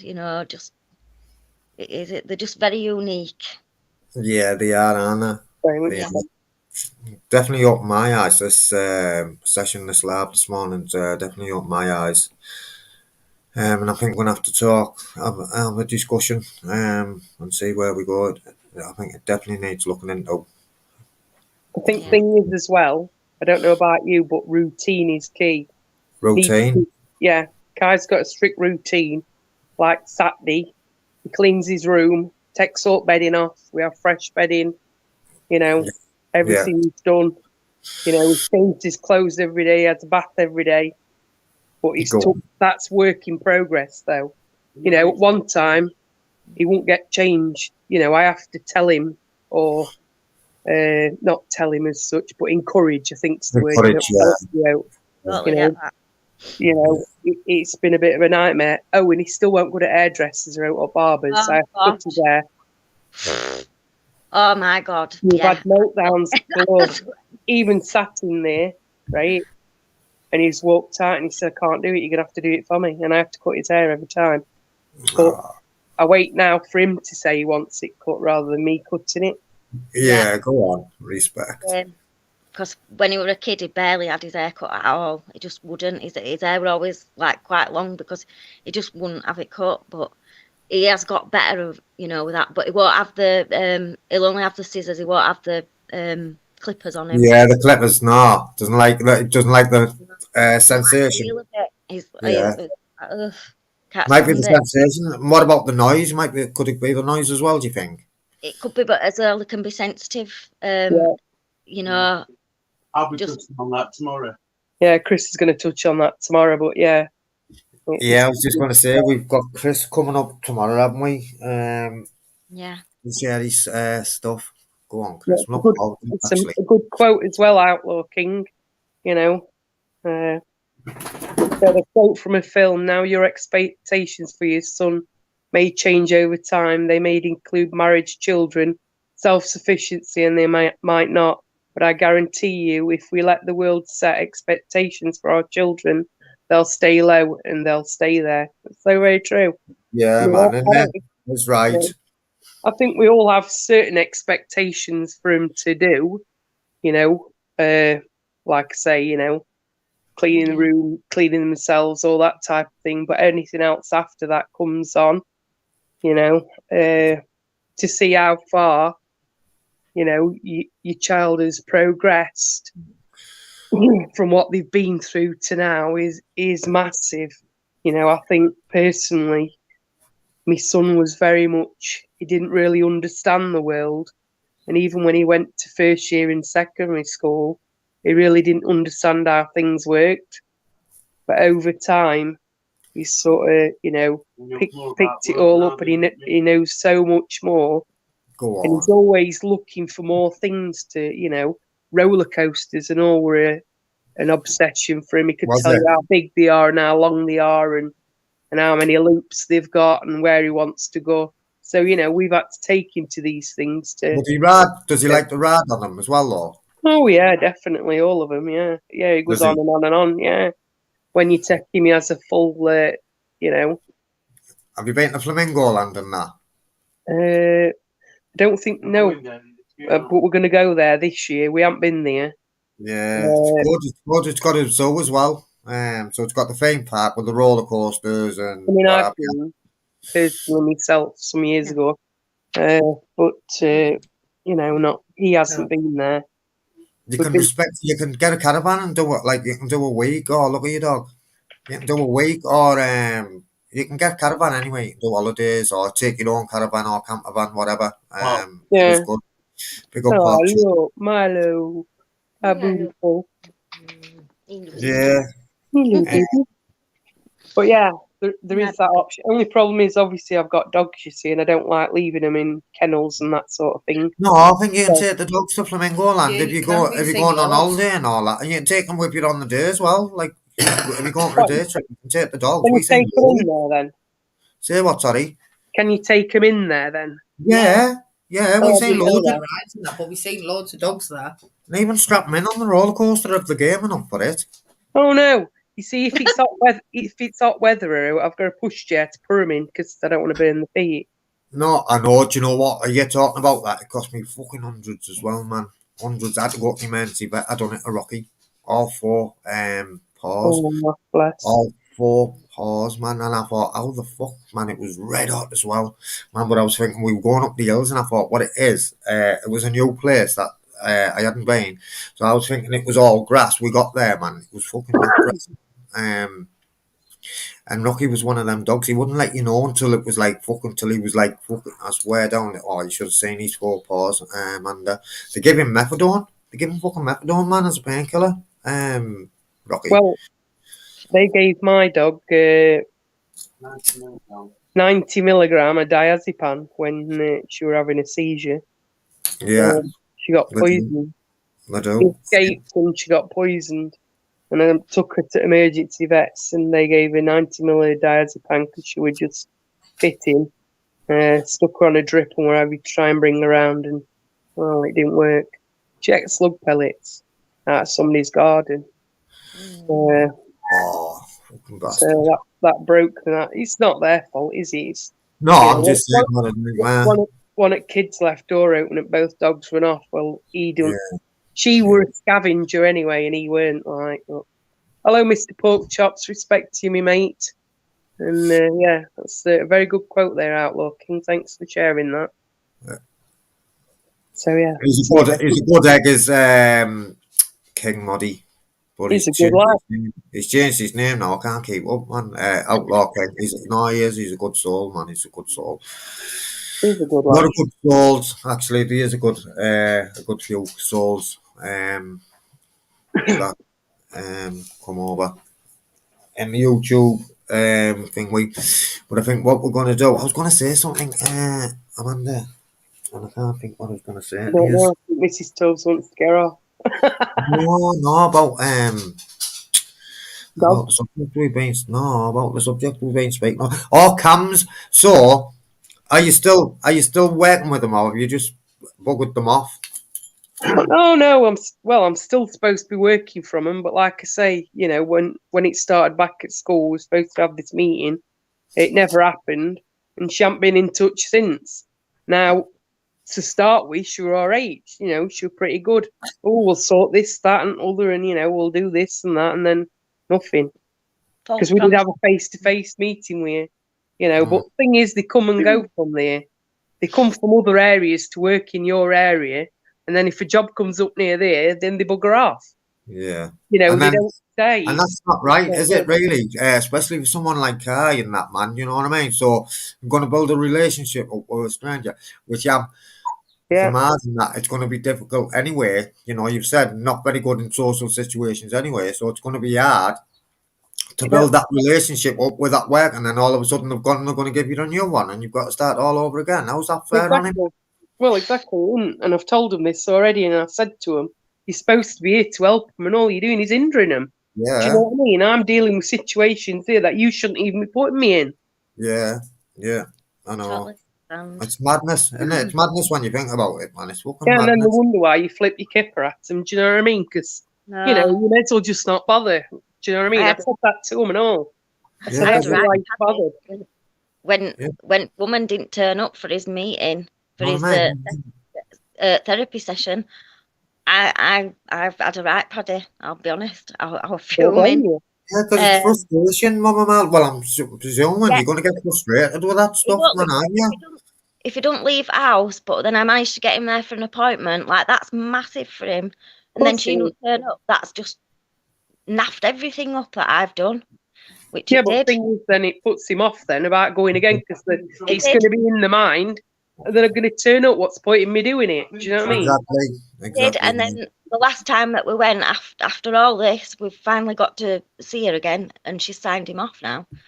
So, because he'll be going to adult services. Yeah, he's going into adult services. So exactly. And this is the thing that I'm thinking. I reckon they're just winging it along. That's what they've done. To palm him off. Yeah, 100%. No doubt about it. Get your complaints in, man. Get your complaints in about the buggers. I know, but it's like dealing with complaining when you've got everything else going on. You just can't. Everything just is, you know. Yeah, it's just like catch-22, isn't it? Do you know what I mean? Fucking left in limbo, man. It's wrong. No, you're constantly on phone or filling paperwork in, or you know, and then trying to explain what's going on, and then they do naff all. and then they're Yeah. dismissing it anyway. Exactly. That's what it looks like to me. They're just Well, yeah. dismissing it. And then you get to adult services and about how much use of chocolate fire guard because you're on a bloody list yet again. Because Yeah. there's so many people out there. I mean, my daughter works for, is it 111? Yeah. I always get it wrong. My daughter works for them, and an amount of stuff that she's had to deal with mental health over the last, few months is unreal. I can imagine. Yeah. Um, Mm. yeah, like I said at the start, the fucking mental health, from top to bottom, inside out, is fucking non-existent, man. And it has been like that for a few years now, because of all these cutbacks and that. And even before all the cutbacks, it wasn't the fucking best of the best, was it? Really? Let's have it right. It was shit. And that's my experience when I've been to see fucking psychiatrists and fucking this and that. Do you know what I mean? Yeah. Shit. There's no funding.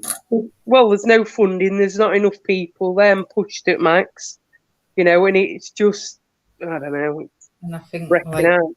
the wages in that you get working in fields like this doesn't marry up. Like, I know my job, like, I can get more working in Lidl. It's ridiculous. And I'm Well, yeah, dealing with exactly. people's lives. I'm being a social worker, a health worker, a counsellor, and I could earn more working in a supermarket. It's scandalous. Stress. And you'd have less stress. 'Cause Exactly. as soon as you've clocked off at Lidl, do you know what I mean? That's it. You've done it. As long as you meet their targets. But again, 111 service, right? I've got to targets and all. Have that? Yeah. It's not about the patient or the service mate. provided. Yeah. It's all And it's about time. And I think it's that all over the place, KPIs and that. Yeah. KPIs, key performance indicators. No, Key 10 performance minutes indicators, for a call. KPIs, eyes. 10 minutes for a call. And the thing is, when you ring up, right, them there have got to ascertain what the main problem is.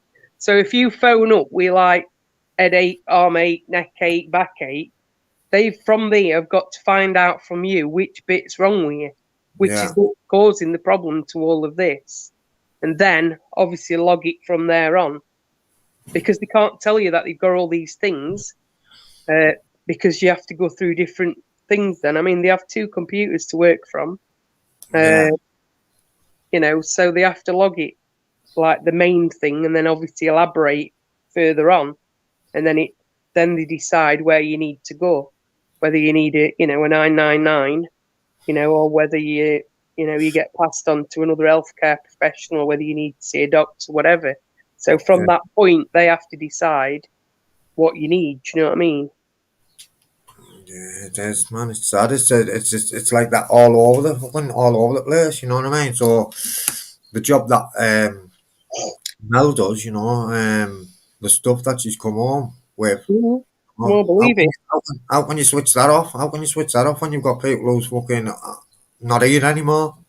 Do you know what I mean? Or whatever, exactly. like that.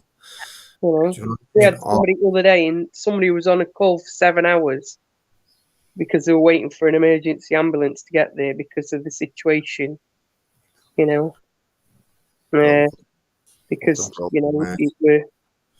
it were a very massive risk.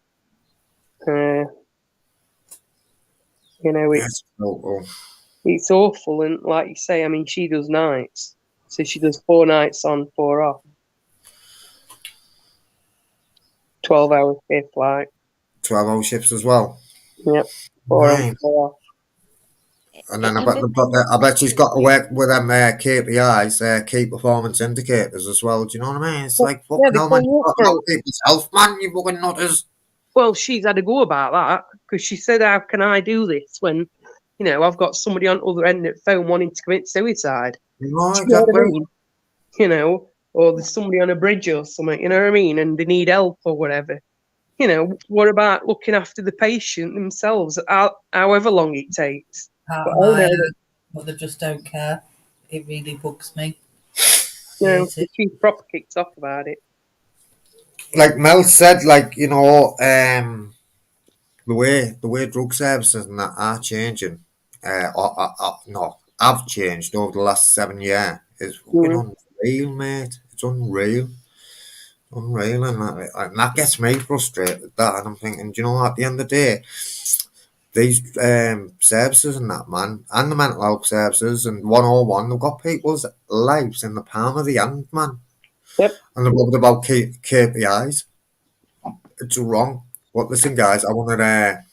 Anyway, let's leave it there because I know, because I'll get frustrated with all. I get and frustrated if with all that people shit. do need that help, then I know. Oh no, they do some good stuff as well. Don't get me wrong, they do some good stuff. But listen, Amanda, I want to thank you for coming on. Also, Mum Mallow, we were worried about you this morning as well. Oh, I was sorry. just saying, as long as you're all right, that's the main thing. I was awake about 9 o'clock and that. I must have just nodded back off. Not back off. Yeah, well, Yeah. I've been definitely dead bad sleeping lately, so I'm probably and they said they was talking to you at gone one, so I thought, well, she's probably still asleep. yeah. I didn't. Jay was saying he was speaking to you. She was all right at 1:30 when I was speaking to her. Maybe she's just slept in then. But yeah. Yes, I want to thank you both of you for coming on and speak on the stuff that we spoke about today, because you've definitely opened my eyes, and I know I was starting to think that Kingston was just ungrateful and this and that, but you know what? You've opened my eyes, and a lot of what's been happening with Kingston now makes sense since we've had this conversation this morning with Mama Marlo and Amanda. So I want to thank you both. Massive eye opener for me. I bet there has been for some people in the chat as well, I dare say. Even people in the background, there's a lot of people in the background that don't even come in the chat, just sit and listen and take what they need, and and that's what I'd say, guys, take what you need and leave the rest. Yeah, man, I was always advised that. Take what you need, take what'll help you, and leave the And rest. hopefully one day you'll have the confidence to jump in the chat and speak. Yeah, man. So before I do go, what I will say is we are live again for a chilled, relaxed nighttime chit chat tonight at 8 p.m. Tomorrow, I'm looking forward to tomorrow's. I look forward to all the addiction labs. They're good. Like I said, they help me as well, guys. But tomorrow we've got Amanda's partner Chris. He's coming on to share his story, and I bet there's a lot more identification to come tomorrow. I bet there is. So yeah, I'm looking forward to that as well. I'm looking forward to hearing Chris's story as well. So oi Jerry. So yeah, listen guys, thanks for making this possible, and thanks for helping people, because it's not just us three up here and Mrs. Mel. Mrs. Mel. Mrs. Mel. I was going to say Mrs. Tobbs, wasn't it? But it's not just us. It's not just us guys. It's you in the chat as well. We're all a collective over here. And I think we're doing good things together, guys. So yeah, I want to thank you for that. I'm grateful. I'm grateful for every single one of you. So listen, I'm not going to ramble. I'm going to let Mel do goodbyes after I've done mine, obviously. No, listen, guys, thank you, and I'll see you tonight at 8 o'clock. Please have a Take good care, day. everybody. Have a lovely day. Thank you for jumping Thanks on. for having us on. Yeah, We thanks for having us. see you later. No thank yous needed. No thank yous Lots needed. of love, everyone, and have a great day, and stay safe and take care of each other. Yeah. Okay, guys. The year's email. Let me just tell you this though before I go. The year's email on the Mrs. Tobbs channel, on this channel, on the about bit. If you are struggling and we're not live and you want to reach out, and anything that does get spoke about will be confidential. So yeah, if you are struggling, just reach out, guys. Respect. Take care, everybody. Take care, guys. And listen, and Amanda, no thank yous needed for having you on, because thank you for coming on and sharing that. You've opened my eyes, both of you, and your mum, Marlo. Thank you. You're very welcome anytime. Hopefully it might help somebody out to try and, move on forward, maybe, with their child, or understand a little bit more. Yeah, definitely. And if we can help anybody or whatever, then, reach out somehow and let me know, and, I'll help anybody out if I can.